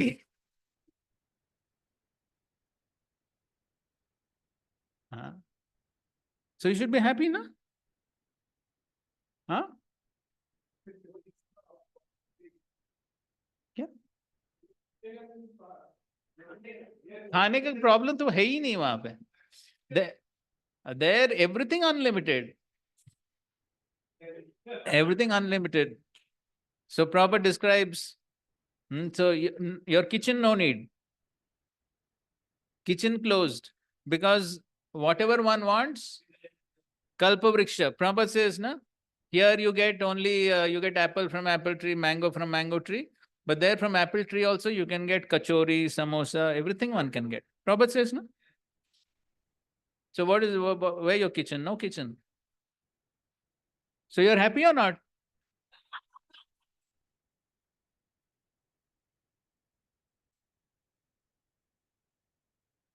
So this kitchen head is not happy. Oh, there is so much service, so much service. then Radharani will create kitchen for you. So only thing one has to do there is desire. So if you desire kitchen, kitchen also will come. No problem. If you desire, you got frustrated as kitchen head, no need of kitchen, then no need of kitchen. So one must be captivated by this information of the spiritual world. Just enjoyment. It's just enjoyment. So, but how one can go there? So Prabhupada is writing, he should desire to transfer himself. First thing is what? Desire. अगर इच्छा ही नहीं तो क्या होगा आगे? सबसे पहले इच्छा तो करना पड़ेगा, मुझे जाना है. So just like if one has a desire to go to America from here, then somehow one will manage, right? This way, that way, somehow one will manage to go. So just like some of our devotees from here, there were some difficulties to go, but they had desire, so somehow they managed. They went.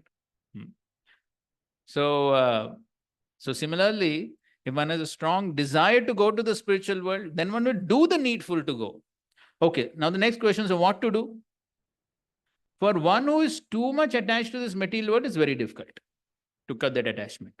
But if he takes to Krishna consciousness, there's a chance of gradually becoming detached. And then again, the same process. One has to associate himself with devotees, those who are in Krishna consciousness. One should search out a society dedicated to Krishna consciousness. Therefore, Prabhupada started this society, International Society for Krishna Consciousness, and learn how to discharge devotional service. In this way, he can cut off his attachment to the material world. And one can become detached from the attraction of the material world one cannot become detached from the attraction of the material world simply by dressing himself in saffron cloth. He must become attached to devotional service.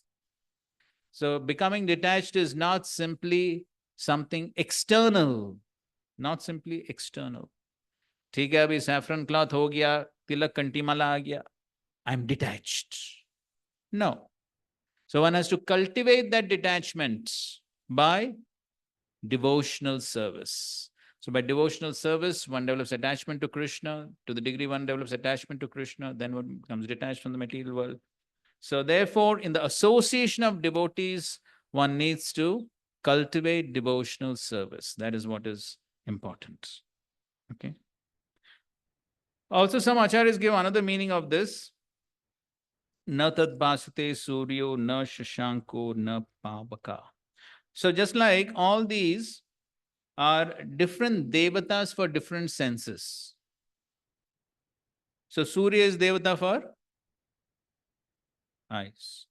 Then Shashanka is devata for, Pavaka is devata for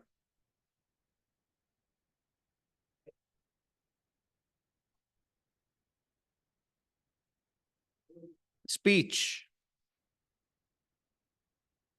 So therefore another meaning is that one cannot understand the Supreme Lord by these material senses. One cannot understand the Supreme Lord by these material senses. Na tad bhasati, na shashanko, na pavaka.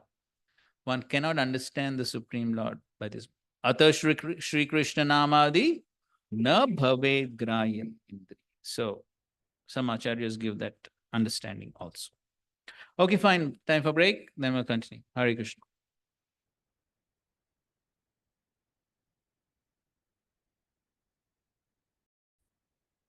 So now the next question is, what is the nature of the jiva who goes back to the spiritual worlds, or who's entangled in the material world, goes back to the spiritual world? What is the nature of the jiva?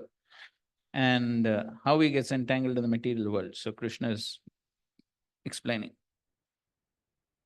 Mamaivamsho jivaloke jivabhuta sanatanaha mana shashtanindriyani prakritisthani karshati.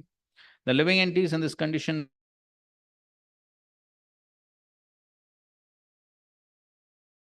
very hard with the six senses, which include the mind.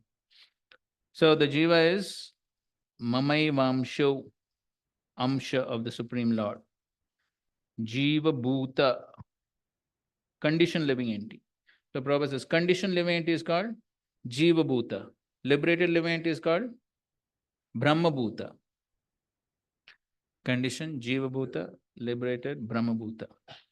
So eternally, the jiva is part and parcel of the Supreme Lord. But when he comes in the material world, he's struggling, karshati, with because of the six senses. Prakritis. So initially, first paragraph Prabhupada describes about swamshas and vibhinnamshas. The conditioned souls are vibhinnamsha. So almost towards the end of the first paragraph, Prabhupada writes, every living entity as an individual soul has its personal individuality and a minute form of independence. By misuse of that independence, one becomes a conditioned soul. And by proper use of independence, he is always liberated. So the problem is what? Misuse of independence. In either case, he is qualitatively eternal as the Supreme Lord is. In his liberated state, he is freed from this material condition and is under the engagement of transcendental service unto the Lord. In his conditioned life, he is dominated by the material modes of nature and he forgets the transcendental loving service of the Lord. As a result, he has to struggle very hard to maintain his existence in the material world. Okay, now read the next paragraph. The living entities, not only human beings and the cats and dogs, but even the greater controllers of the material world, Brahma, Lord Shiva, and even Vishnu, are all parts and parcel of the Supreme Lord. They are all eternal, not temporary manifestation. The word karsati, struggling or grappling hard, is very significant. The conditioned soul is bound up as though shackled by iron chains. He is bound up by the false ego, and the mind is the chief agent which is driving him in this material existence. When the mind is in the mode of goodness, his activities are good. But when the mind is in the mode of passion, his activities are troublesome. And when the mind is in the mode of ignorance, it travels in the lower species of life. It is clear, however, in this verse that the conditioned soul is covered by the material body with the mind and the senses. And when he is liberated, this material covering perishes. But his spiritual body manifests itself in its individual capacity. The following information is there in the Madhyandinayana Shruti. Sava Esa Brahmanista Idam Shariram Martyam Atisrajya Brahma Abhi Sampadaya Brahmana Pashyati Brahmana Shrunoti Brahmana Eva Vedam Sarvam Anubhavati. It is stated here that when a living entity gives up this material embodiment and enters into the spiritual world, he revives his spiritual body. And in his spiritual body, he can see the Supreme Personality of Godhead face to face. He can hear and speak to him face to face. And he can understand the Supreme Personality as he is. From Smriti, also it is understood. Vasanti yatra purushaha sarva vakunte murtaya. In the spiritual planets, everyone lives in bodies featured like Supreme Personality of Godheads. As far as bodily construction is concerned, there is no difference between the part and parcel, living entities, and the expansion of Vishnu Murti. In other words, at liberation, the living entity gets a spiritual body by the grace of the Personality of Godhead. The word Mame Vamso, fragmental part and parcel of Supreme Lord, are also very significant. The fragmental portion of the Supreme Lord is not like some material broken part. We have already understood in the second chapter that the spirit cannot be cut into pieces. This fragment is not materially conceived. It is not like matter, which can be cut into pieces and joined together again. That conception is not applicable here because the Sanskrit word Sanatana, eternal, is used. The fragmental portion is eternal. It is also stated in the beginning of the second chapter that in each and every individual body, the fragmental portion of the Supreme Lord is present. That fragmental portion, when liberated from the bodily entanglement, revives its original spiritual body in the spiritual sky in a spiritual planet and enjoy association with the Supreme Lord. It is, however, understood here that the living entity, being the fragmental part and parcel of the Supreme Lord, is qualitatively one with the Lord, just as the part and parts of the gold are also gold. Okay, so I think so that's quite simple to understand. So in the material world, everyone is bound by different shackles. There could be iron, silver, gold, whatever, but still they're all different shackles. And so because of the mind and the senses, one is conditioned, one is bound.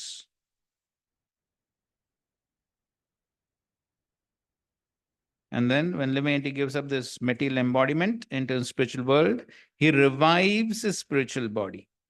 Okay, it's already there, but he revives it. That's why Prabhupada revives. That means it's already there. It only gets revived. And then he can see the Supreme Lord face to face. Okay. So, and then fragmental parts and parcels. Why Prabhupada use this phrase part and parcel? Why not only part?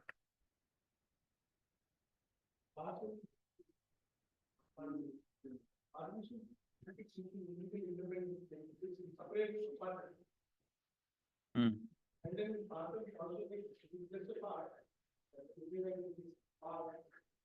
We may think that it is like that part is cut. So to this Prabhupada just explained. It's not that something has cut from something. So parcel, it makes that this is an individual entity and that itself also is an individual entity which is whole. Right. So,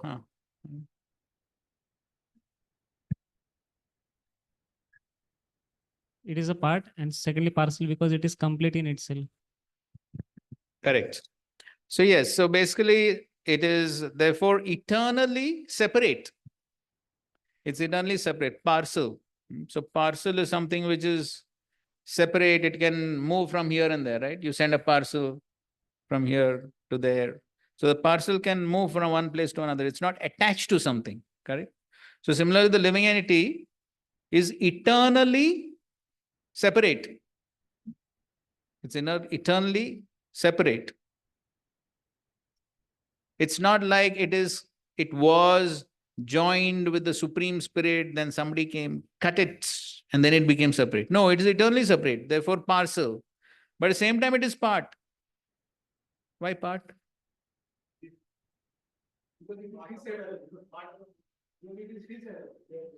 It is, say that? Yes, it is the Lord's energy and qualitatively one with the Supreme. Qualitatively one with the Supreme. Therefore, part. So it is part because qualitatively one and the energy of the Supreme. So in that sense, part. So just like Prabhupada also says, it said that the Son is a part of the Father. The Son is also, Prabhupada compares the same thing. Son is part and parcel of the Father. So similar thing. The Jiva is part and parcel of the Supreme Lord. But then again, it's not like, therefore part and parcel also. It's not like it was joined with the Supreme. So it's eternally separate also. Yes. Okay. So then how does this Jiva transmigrate from one body to the other? Shariram yadavapnoti yachapya utkramatshvarah grihit vaitani sanyati vayurgandan ivashayat. The living entity in the material world carries its different conceptions of life from one body to another as the air carries aromas. Thus it takes one kind of body, again quits it to take another.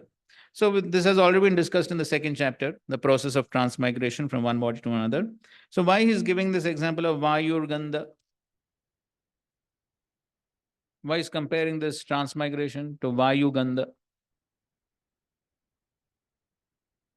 Though air carries different aromas, it is unaffected from the different things of which aromas it is carrying. Okay. Similarly, soul, although passing from different bodies, in itself it's unaffected. Okay, that could be one reason. The soul is not, soul always remains pure.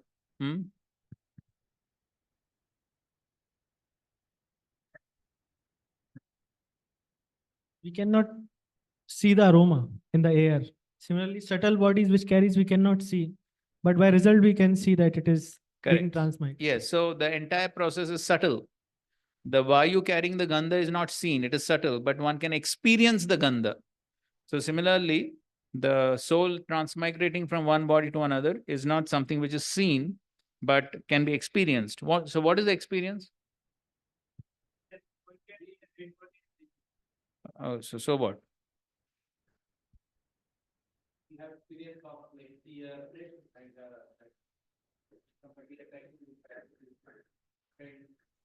So what is the experience in this lifetime? Denosmin yatha de kaumaram yauvanam jara. So even in this lifetime, we have experience of changing bodies. So then therefore, after this body, another body. But then it's not something which is grossly visible. It's not grossly visible. Therefore, it's something subtle, something subtle. Therefore, this analogy of Vayu Gandha is given. So Prabhupada writes an important statement. Minute independence is there. The change his body undergoes depends upon him. At the time of death, the consciousness he has created will carry him to the next type of body. If he has made his consciousness like that of a cat or dog, he's sure to change into cat's or dog's body. And if he has fixed his consciousness on godly qualities, he will change into the form of demigod. And if he's in Krishna consciousness, he'll be transferred to Krishna Loka in the spiritual world associated with Krishna. Okay? So everything depends on consciousness.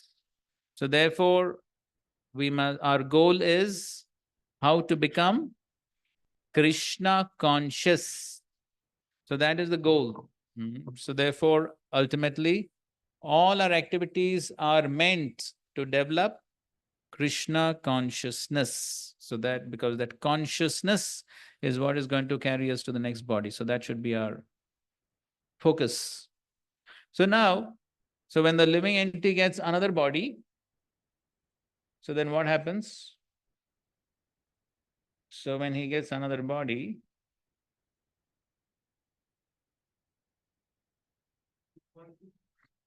ninth verse. Shrotram chakshu sparshanam cha rasanam ghranameva cha adhishtaya manaschayam vishayanupasevate. The living entity, thus taking another gross body, obtains a certain type of ear, eye, tongue, nose, and sense of touch, which are grouped about the mind. He thus enjoys a particular set of sense objects. And as Prabhupada is explaining, in other words, if the living entity adulterates his consciousness with the qualities of cats and dogs, in his next life he gets a cat or a dog body and enjoys. Consciousness is originally pure, like water. But if we mix water with a certain color, it changes. Similarly, consciousness is pure, for the spirit soul is pure, but consciousness is changed according to the association of the material qualities. Real consciousness is Krishna consciousness. When therefore one is situated in Krishna consciousness, he is in his pure life. But if his consciousness is alterated by some type of material mentality, in the next life he gets a corresponding body. Corresponding body. So that is what is told. So adhishtaya manah, adhishtaya mana. So based upon what is in the mind, one gets a corresponding set of gross senses. So the subtle body has subtle senses. So now based upon what goes on in the subtle body, one gets a corresponding gross body, which fits the subtle body. So I think so on that book, Laws of Nature, I think so, that cover, there is that photograph. So the person already has the mentality of an animal. So when he has the mentality of an animal, then the gross body just fits on that. So therefore, the important point is adhishtaya manaha. Adhishtaya manaha. Therefore, what is most important is how we transform the subtle body. That should be our focus. The focus is on transforming subtle body, because subtle creates gross. So therefore, we cannot be mindless in our activities. So we have to be mindful of what we are doing. So we have to see where our mind is. As it is, you are where your mind is. And similarly, we can say you become what your mind is. So therefore, the most important training for us is training of the subtle body, the mind. So therefore, that is what is most important. As Prabhupada is writing over here, the consciousness, the mind, where our mind is. So we have to make that endeavor to focus the mind on the right things. We can't allow our mind to just wander anywhere and everywhere.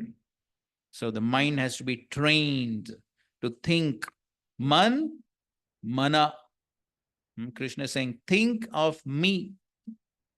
Because yam yam vapi smaran bhavam tajati antyakale. So whatever one thinks at the time of death, corresponding body one will get. So what one thinks, that depends on how one has cultivated or trained the mind throughout one's life. What is one's thinking? So then the gross body just fits on the subtle body. Okay, corresponding. So if mentality is like cat, one will get cat's body, dog, dog's body. So like that. 10th verse. Utkramantam stitam vapi bhunjanam va gunanvitam vimoda nanu pashyanti jnana chakshusha. The foolish cannot understand. The foolish cannot understand. Huh? क्या हो गया?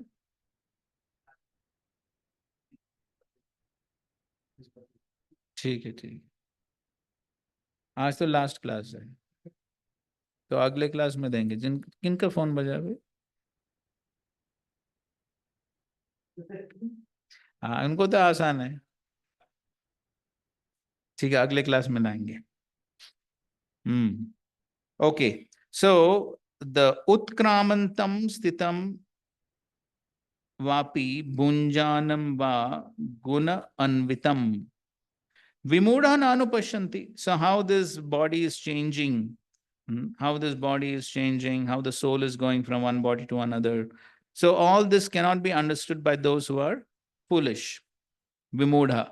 Who can understand? Those who have jnana chakshusha. Those who have eyes of knowledge, they can understand. So Prabhupada writes the word jnana chakshusha is very significant. Without knowledge, one cannot understand how a living entity leaves his present body, nor what form of body is going to take in the next life, nor even why he is living in a particular type of body. This requires a great amount of knowledge understood from Bhagavad Gita and similar literatures heard from a bona fide spiritual master. One who's trained to perceive all these things is fortunate. So one has to hear from the bona fide spiritual master, one has to get trained, then one can understand all these things.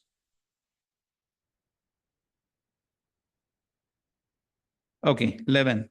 Yatanto yoginaschainam pashyantyatmani avasthitam yatanto apya akritatmano nainam pashyantya chetasaha. The endeavoring transcendentalists who are situated in self-realization can see all this clearly. But those whose minds are not developed and who are not situated in self-realization cannot see what is taking place, though they may try to. So here he's explaining who can understand the subject matter and who cannot. So who can understand? Yatanta yoginas jainam. So those who are yogis, who are trying to understand what is self-realization. So those who are yogis, who are making that endeavor, pashyanti, then they can understand all these things. But those who are akritatmanaha, no self-realization, and who are achetasaha, undeveloped minds or consciousness, then they cannot understand all these things. So therefore, one has to become yogi. Of course, not, as Prabhupada says, nose-pressing yogis. So Prabhupada writes that over here. The word yogina is significant in this connection. In the present day, there are many so-called yogis and there are many so-called associations of yogis, but they're actually blind in the matter of self-realization. They're simply addicted to some sort of gymnastic exercise and are satisfied if the body is well-built and healthy. They have no other information. They are called yatanto api akritatmana. Even though they're endeavoring in a so-called yoga system, they're not self-realized. Such people cannot understand the process of transmigration. Only those who are actually in the yoga system and realize the self, the world, and the Supreme Lord, in other words, the Bhakti yogis, those engaged in pure devotional service and Krishna consciousness, can understand how things are taking place. So here in this section, Krishna has described transmigration, and then who can understand this, who cannot understand this. Okay. So now, as far as the achetasa and akritatmana and the vimuda, so all those people who cannot understand all these transcendental subject matters, what are they supposed to do? Is there some hope for them or no? So therefore, Krishna describes the next section from 12 to 15. Krishna is the maintainer. So just like in the 7th chapter, 9th chapter, Krishna has given various examples of how one can understand his presence through material nature. So even a common person can understand. So similarly here also, those who are not yogis and transcendentalists, who cannot understand all the subject matter, then Krishna has given some simple examples by which one can understand the presence of the Supreme Lord. So that is the section from 12 to 15. 12. Yadaditya tejo jagadbhasyate akhilam yachandramasi yachagno tattejo vidhi mamakam. The splendor of the sun, which dissipates the darkness of this whole world, comes from me, and the splendor of the moon and the splendor of fire are also from me. Okay, so again, it's a little bit of repetition. Krishna has already said this in the previous chapters. So, so Prabhupada is describing about the sunlight, moonlight, and how fire is required to prepare foodstuff, fire is required to start factories. So many things are done with the help of fire. From where fire is coming? From sun fire comes. Therefore, sunrise, fire, and moonlight are so pleasing to the living entities. Without their help, no living entity can live. So if one can understand that the light and the splendor of the sun, moon, and fire are emanating from the Supreme Personality of Godhead Krishna, then one's Krishna consciousness will begin. By the moonshine, all vegetables are nourished. The moonshine is so pleasing that people can easily understand that they're living by the mercy of the Supreme Personality of Godhead Krishna. Without his mercy, there cannot be sun. Without his mercy, there cannot be moon. Without his mercy, there cannot be fire. And without the help of sun, moon, and fire, no one can live. These are some thoughts to provoke Krishna consciousness in the conditioned soul. Okay, so provoke. At least one begins to think how all these things are functioning. 13. Gama vishyacha bhutani dharayamyah mojasa pushnami chaushadi sarva somo bhutva rasatmakaha. I enter into each planet. By my energy, they stay in orbit. I become the moon, and thereby supply the juice of life to all vegetables. Purport.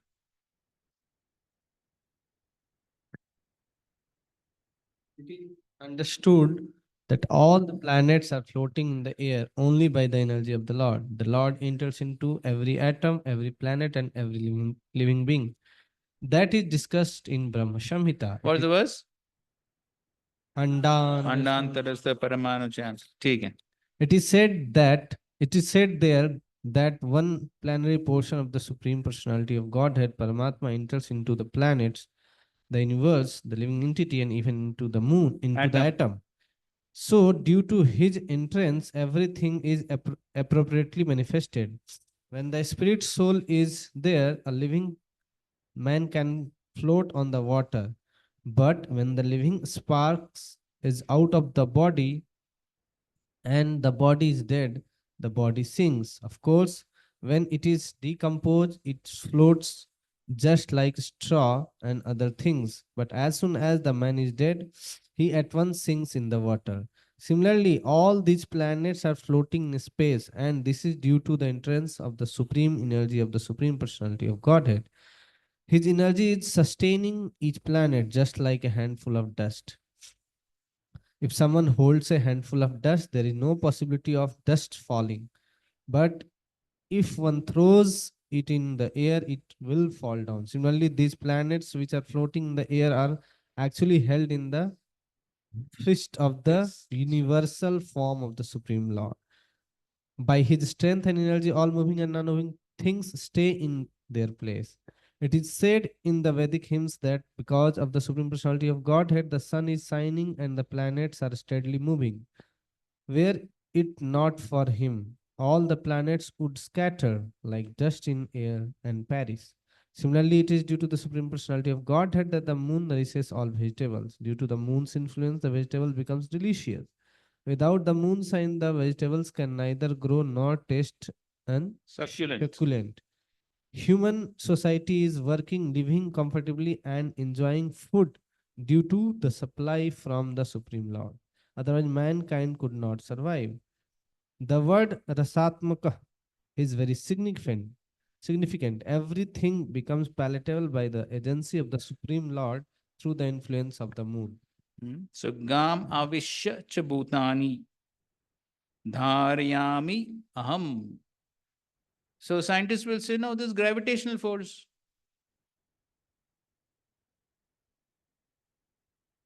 So who created gravitation? Newton, right?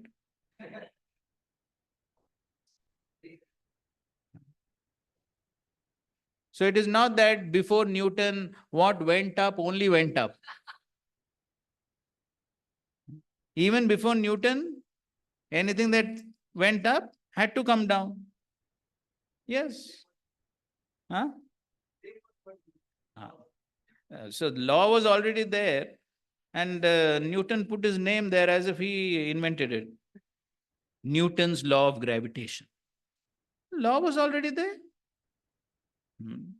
So therefore, the fact is that all these planets are floating because the Lord is holding all of them, Prabhupada, fist of the universal form, holding all the planets, and therefore they are sustaining. Other point is Pushnami Aushadi Soma Bhutva Rasatmakam. So who's giving the rasa in all the fruits and vegetables? Moon. So therefore nowadays I don't know how they grow. Therefore these days no rasa only.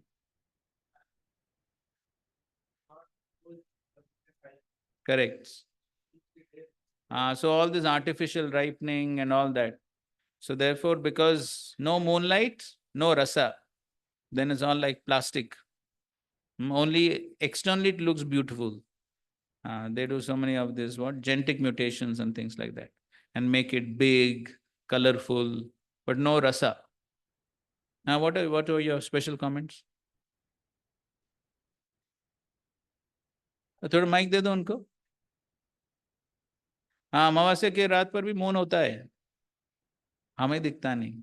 So I was thinking little logically that on Amavasya there should not be, vegetables should not be grown. Like would not be there. Like some people also like today's they cover with plastics and they, under light they grow, especially cucumber and that bottle guard. So that's for therefore outside it looks good, but internally those are like very सही बात. dull. Okay. So the juice is coming from the moon, and the moon is coming from the Supreme Lords. Okay. So therefore, because of all this, the human beings can survive. Everything becomes palatable. 14. Aham Vaishvanaro Bhutva Praninam Dehamashritah Pranapana Samayukta Pachamyanam Chaturvidham. I am the fire of digestion in the bodies of all living entities, and I join with the air of life outgoing and incoming to digest the 4 kinds of foodstuff. Purport. According to Ayurvedic Shastra, we understand that there is a fire in the stomach which digests all food sent there. When the fire is not blazing, there is no hunger. And when the fire is in order, we become hungry. Sometimes, when the fire is not going nicely, treatment is required. In any case, this fire is representative of Supreme Personality of Godhead. Vedic mantras with Aranyaka Upanishad 9.1 also confirms that the Supreme Lord or the Brahman is situated in the form of fire within the stomach and is digesting all kind of food stuff. I am Agnir Vishnaver Yo I am Vaishvanaro Viswanaro I am Antah Purushe Puruse Annadam Annam pachyate. Therefore, since he is helping the digestion of all kind of food stuff, the living entity is not independent in eating process. Unless the Supreme Lord helps him in digesting, there is no possibility of eating. He thus produces and digests food stuff, and by his grace, we are enjoying life. In the Vedanta Sutra, this is also confirmed. Shabda Vyo Anta Pratisthana Cha. The Lord is situated within the sound and within the body, within the air, and even within the stomach as the digestive fire, the digestive force. There are four kind of food stuff. Some are drunk, some are chewed, some are licked up, and some are sucked. And he is the digestive force for all of them. Okay, so if you see the word to word meaning, Vaishwanara, my plenary portion as the digesting fire. So there is a plenary portion of the Supreme Lord within the stomach who is digesting everything. So medical science may say so many things how digestion is taking place. But the force behind all that is this plenary portion of the Supreme Lord who's there within the stomach. So if we displease him, no digestion. Yes, see, no, that's what Prabhupada is writing. Vaishwanara, my plenary portion as the digesting fire. So that is Krishna's plenary portion, and he is digesting. So you can see, ultimately, Bijam Mam Sarvabhutanam, the Bija that is coming from Krishna. And for the plants to grow, what is required? Sunlight, moonlight. Moon is giving rasa. So all that Krishna is only doing. So we may only put the seed, but then the rain also Krishna has to send. Sunlight, moonlight, everything Krishna has sent. And then we cut the fruit and eat. And then who has to digest? So what are we doing?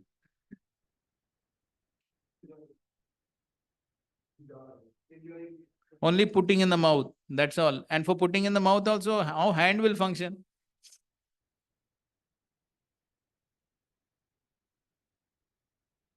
So you see, how dependent we are. How much dependent we are. And still foolish people say, I'm independent. So that is why Krishna is giving all these examples. Are socho bhai thoda? Huh? Everything Krishna is doing. What are we doing? We are so dependent. So we can put food in the mouth. It goes inside. If Krishna doesn't digest, big trouble. Then one has to take churna.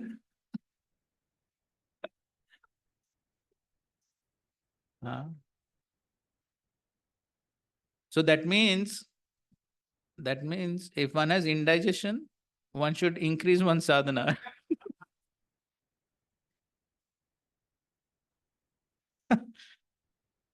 So that Krishna is pleased to digest. So therefore, actually, some Ayurvedic doctors, they say that while taking medicine also, therefore, one should at least pray and chant and then take. Because without Krishna's sanction, medicine also will not work. So that's how dependent we are. Okay, so here he's given gross examples from the universe. And then in the 15th verse, he's giving example which is within. So these are macrocosmic examples, and this is microcosmic example. 15th verse.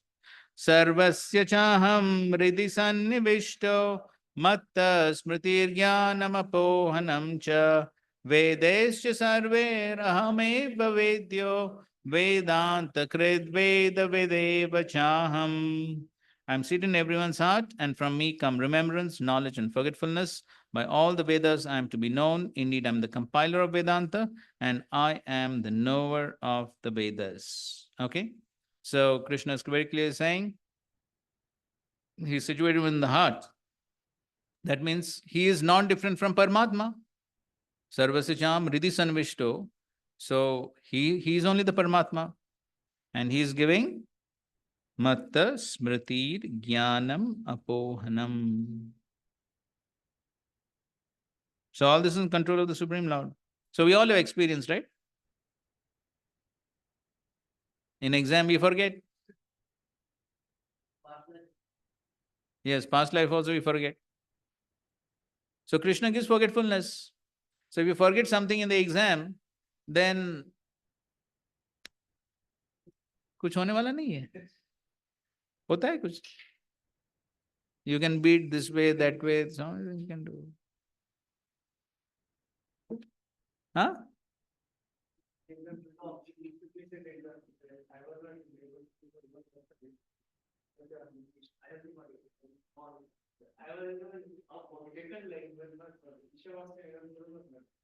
Acha, that only you forgot, Ishavasyam. But Ishavasyam you forgot. The main thing only forgot.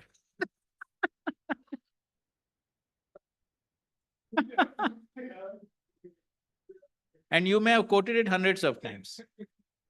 It happens to all of us, it happens.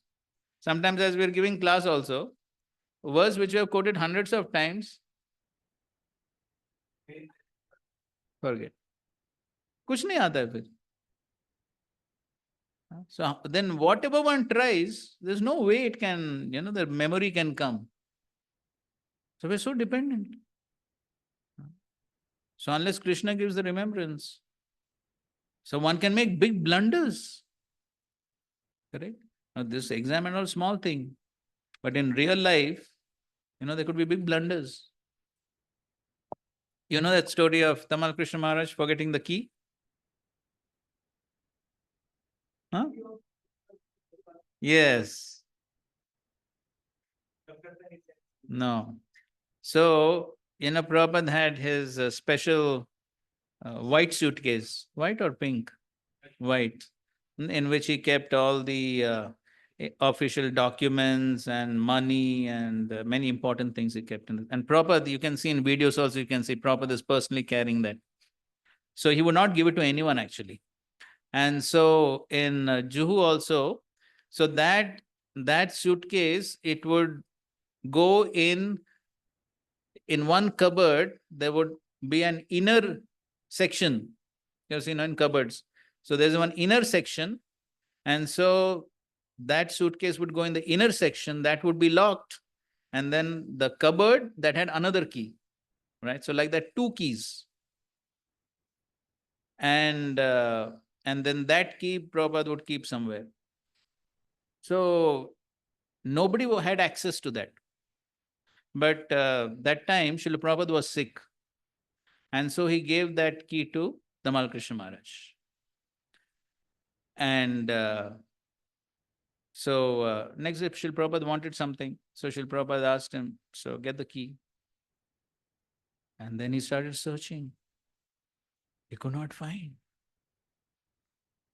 So he was searching the whole Juhu campus, he was searching up and down because he knew this is the most precious thing for Srila Prabhupada. So he searched and searched and searched, but he could not find. So finally, he went to Srila Prabhupada and told Srila Prabhupada, I cannot find the key. Prabhupada was actually sick, he was just lying on the bed. He told Srila Prabhupada, I can't find the key. Prabhupada said, call the GBC.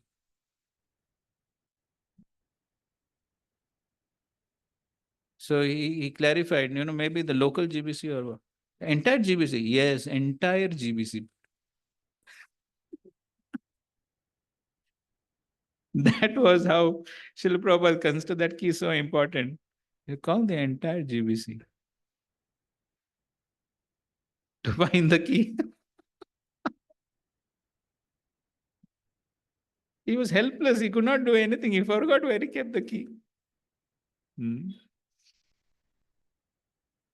And then what happened? In India, these things happen. So he So then he managed to get another key, which sort of fit into that, and he opened. And so it worked. He said, okay, told you I found it or whatever. So any case, but the point is, sometimes we all have these experiences like this. We forget where we have kept the key. Sometimes bead bag. So much of anxiety. Initiated beads. Sometimes we have seen that. Devotee gets into so much of anxiety. Where did I keep? Where did I keep? Everywhere he's searching. It'll be somewhere very close only. But if Krishna doesn't give remembrance, finished. Whole temple one will be searching. It'll be somewhere behind the table or something. But when Krishna wants to cover the intelligence, make him forget. Helpless, totally helpless. So many things one forgets. So, by all these, why Krishna is giving all these examples? So that one understands that how we are dependent on the Supreme Lord, how the Supreme Lord is the controller, maintainer. So we have to understand that. Then our dependence on the Lord increases, our surrender increases. Otherwise, we simply become puffed up, thinking, I'm the controller, I'm the maintainer. What can we do? And ultimately, if we want liberation from this material world, we have to get knowledge from Vedas. But who has given the Vedas? Krishna has given the Vedas. Vedanta Krit, Veda Ved. Okay, so he only has compiled the Vedas. He only knows them. And so in order to understand them also, you have to go to him only. So that is how for everything we are dependent on the Supreme Lord. Yes. Dadami Buddhi Yoga. So,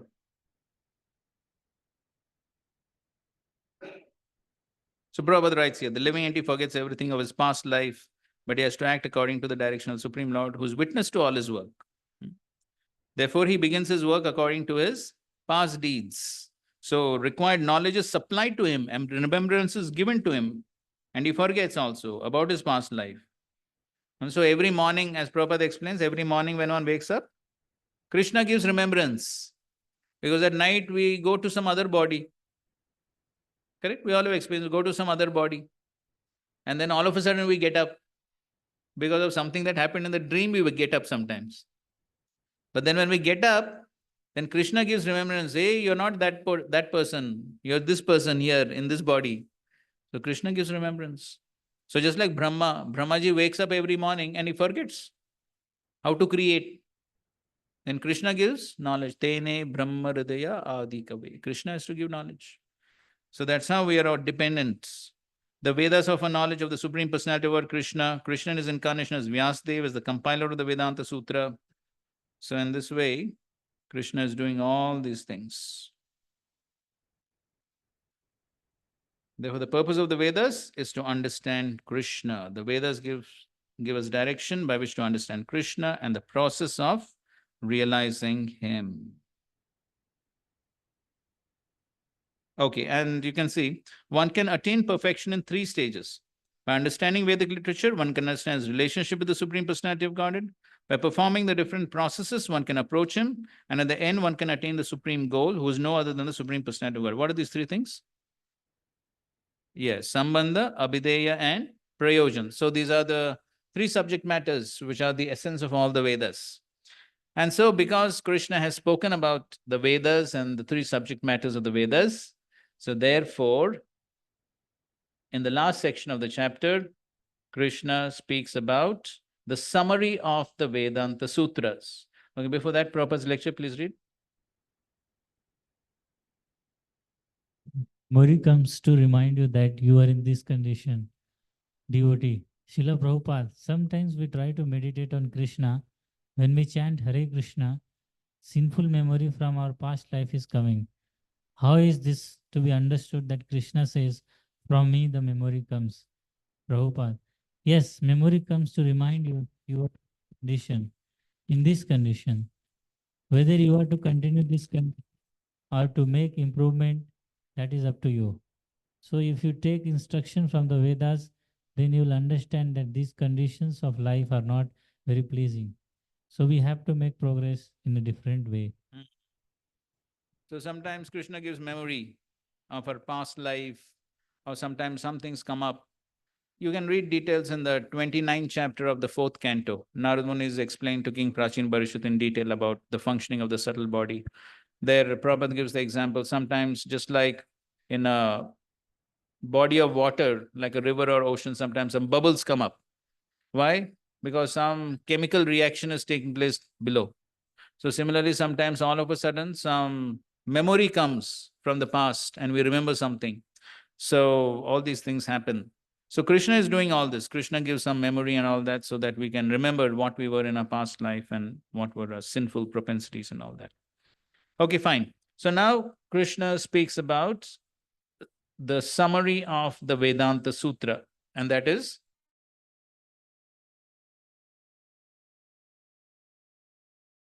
describing the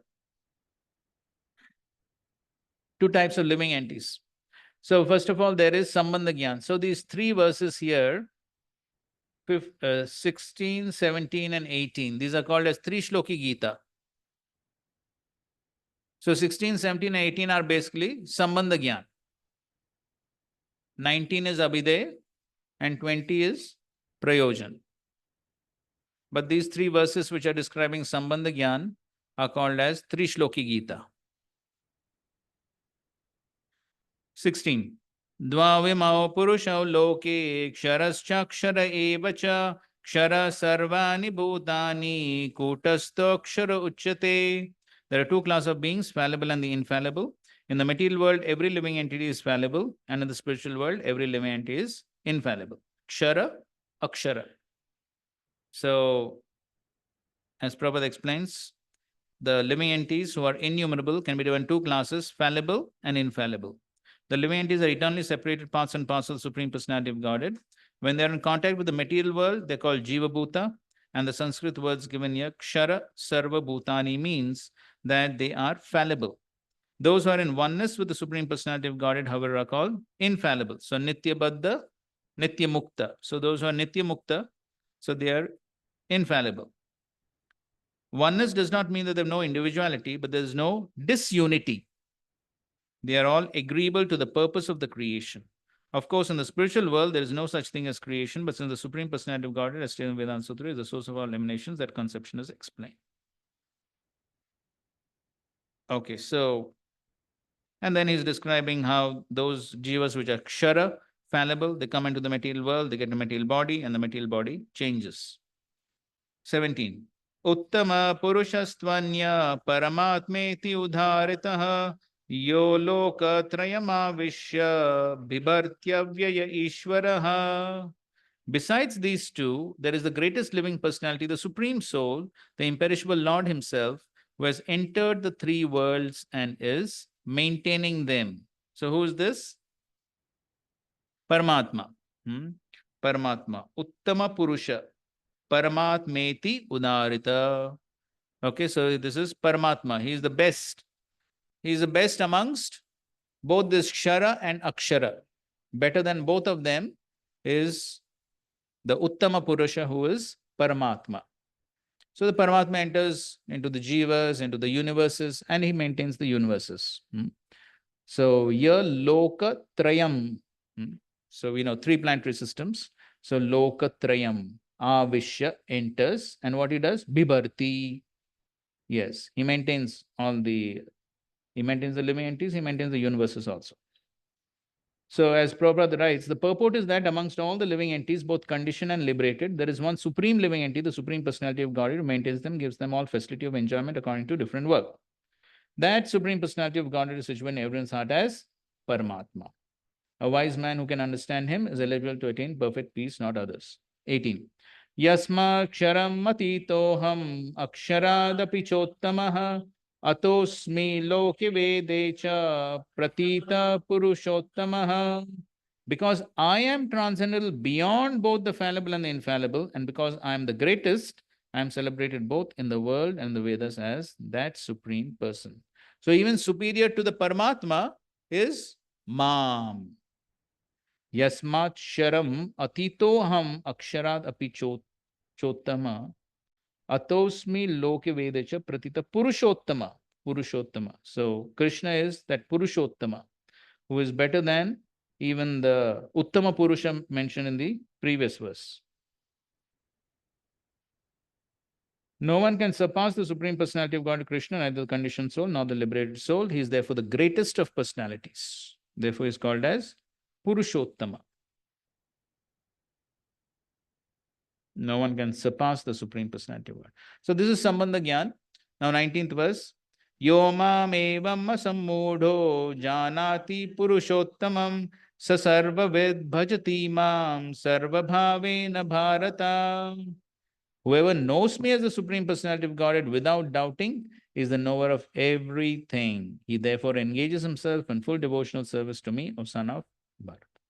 Okay, so this is just like Aham sarvasya prabho matta sarvam pravartate iti matva bhajante mam buddha bhava samanvita. So this is also very similar. Yo mam evam asammudho janati purushottama. So one who understands Krishna as Purushottama without doubt, asammudho. So sarvavet. So if he knows this, then bhajati mam sarva bhavena. In all respects, with the great feeling, he worships. So the result of knowledge, result of Sambandha Gyan should be Abhideya. So if the Abhideya is weak, that means Sambandha is also weak. So to the degree Sambandha Gyan is strong, to the degree one firmly understands, I'm part and parcel of Krishna, I'm servant of Krishna, to the degree one is convinced. Theoretically, everyone knows. Theoretically, everyone knows. But what is the difference? Difference in realization. How much one has realized this? So to the degree one has realization and conviction of the Sambandha Gyan, to that degree the Abhideya also becomes strong.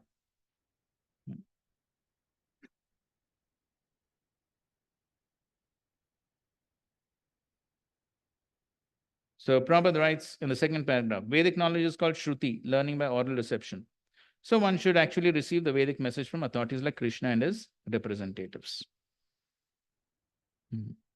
So further down he says, it is not that one should simply speculate academically. One should submissively hear from Bhagavad Gita that these living entities are always subordinate to the Supreme Personality of Godhead. Anyone who is able to understand this according to the Supreme Personality of Godhead, Sri Krishna, knows the purpose of the Vedas. No one else knows the purpose of the Vedas. Then the word bhajati is very significant. In many places, the word bhajati is expressed in relationship with the service of the Supreme Lord. If a person is engaged in full Krishna consciousness and the devotional service of the Lord, it is to be understood that he has understood all the Vedic knowledge. So if one has understood the Vedic knowledge, then what he does? Bhajati.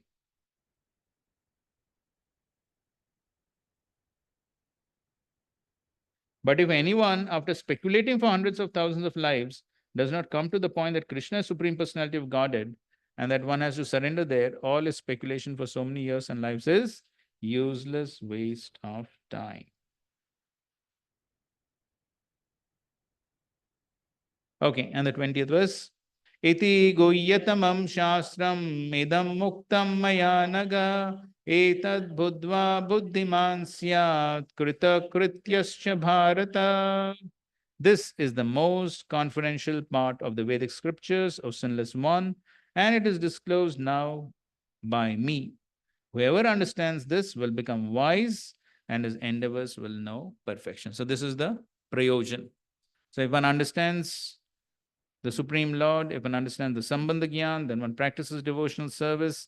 And then when one practices devotional service, he becomes wise. That means he develops the realized knowledge, and then his endeavors will attain perfection.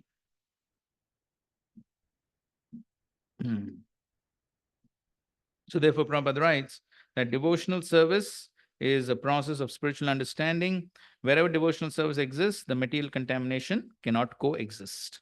Devotional service to the Lord and the Lord himself are one and the same because they're spiritual. Devotional service takes place within the internal energy of the Supreme Lord. Okay. Further down he says, everyone must take to this consciousness of Krishna and engage in devotional service to become intelligent and purified. So only one who takes to Krishna consciousness actually Buddhiman. He is the one who's intelligent. Otherwise, simply a fool. Unless one comes to this position of understanding Krishna and engages in devotional service, however intelligent he may be in the estimation of some common man, he is not perfectly intelligent. Hmm. And okay, read the last two paragraphs, the word anaga. The word anaga, by which Arjuna is addressed, is significant. Anaga, O sinless one, means that unless one is free from all sinful reactions, it is very difficult to understand Krishna. One has to become free from all contamination, all sinful activities.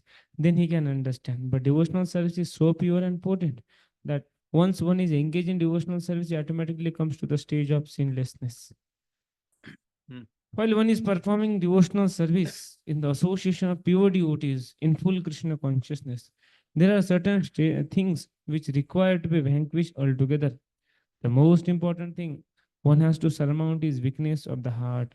The first fall down is caused by the desire to lord it over material nature.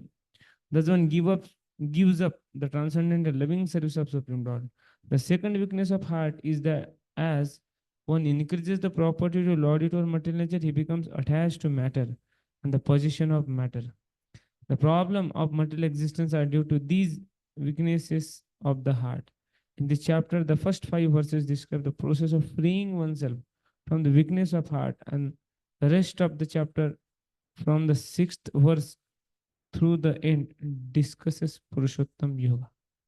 Thus ends the Bhaktivedanta purports to the 15th chapter of the Srimad Bhagavad Gita, the matter of Purushottam Yoga, the yoga of the Supreme Person. So it's quite interesting here. So the first 5 verses are describing what? The material world, material existence. So in the material existence, there are these weaknesses of the heart. The weakness of the heart are basically spiritual weakness. So spiritual weaknesses is due to material attachments. So as Prabhupada has explained, the desire to lord it over material nature. So the more one has these material attachments, spiritually one is weak. Hridaya dhaurbalyam. So the weakness of the heart is due to material attachment. So when one has material attachments, then spiritually one is weak. And then because of that material attachments, material sense gratification, then there is envy, desire for puja, la, pratishtha. So all these things are the results of hridaya dhaurbalyam, the weakness of the heart, spiritual weakness. And so therefore, then one has to develop detachment from matter. Okay, so because of a lot of attachment to matter, one is spiritually weak. Therefore, there Krishna is this asanga shastrena dridena chitva. So one has to develop detachment from matter, attachment to Krishna. So then the material weakness will reduce, or the weakness of the heart will go away. And then one can actually practice Purushottam Yoga. Then one can develop attachment to Krishna, one can understand Krishna and practice devotional service. So this is Purushottam Yoga. Hare Krishna, Krishna Krishna, Hare Hare, Hare Rama, Rama Rama, Hare Hare. Thank you very much for your kind attention. Srila Prabhupada ki jai, Srimad Bhagavad Gita ki jai. Hare Krishna. So we will continue our discussions in August. Krishna willing. Hare Krishna.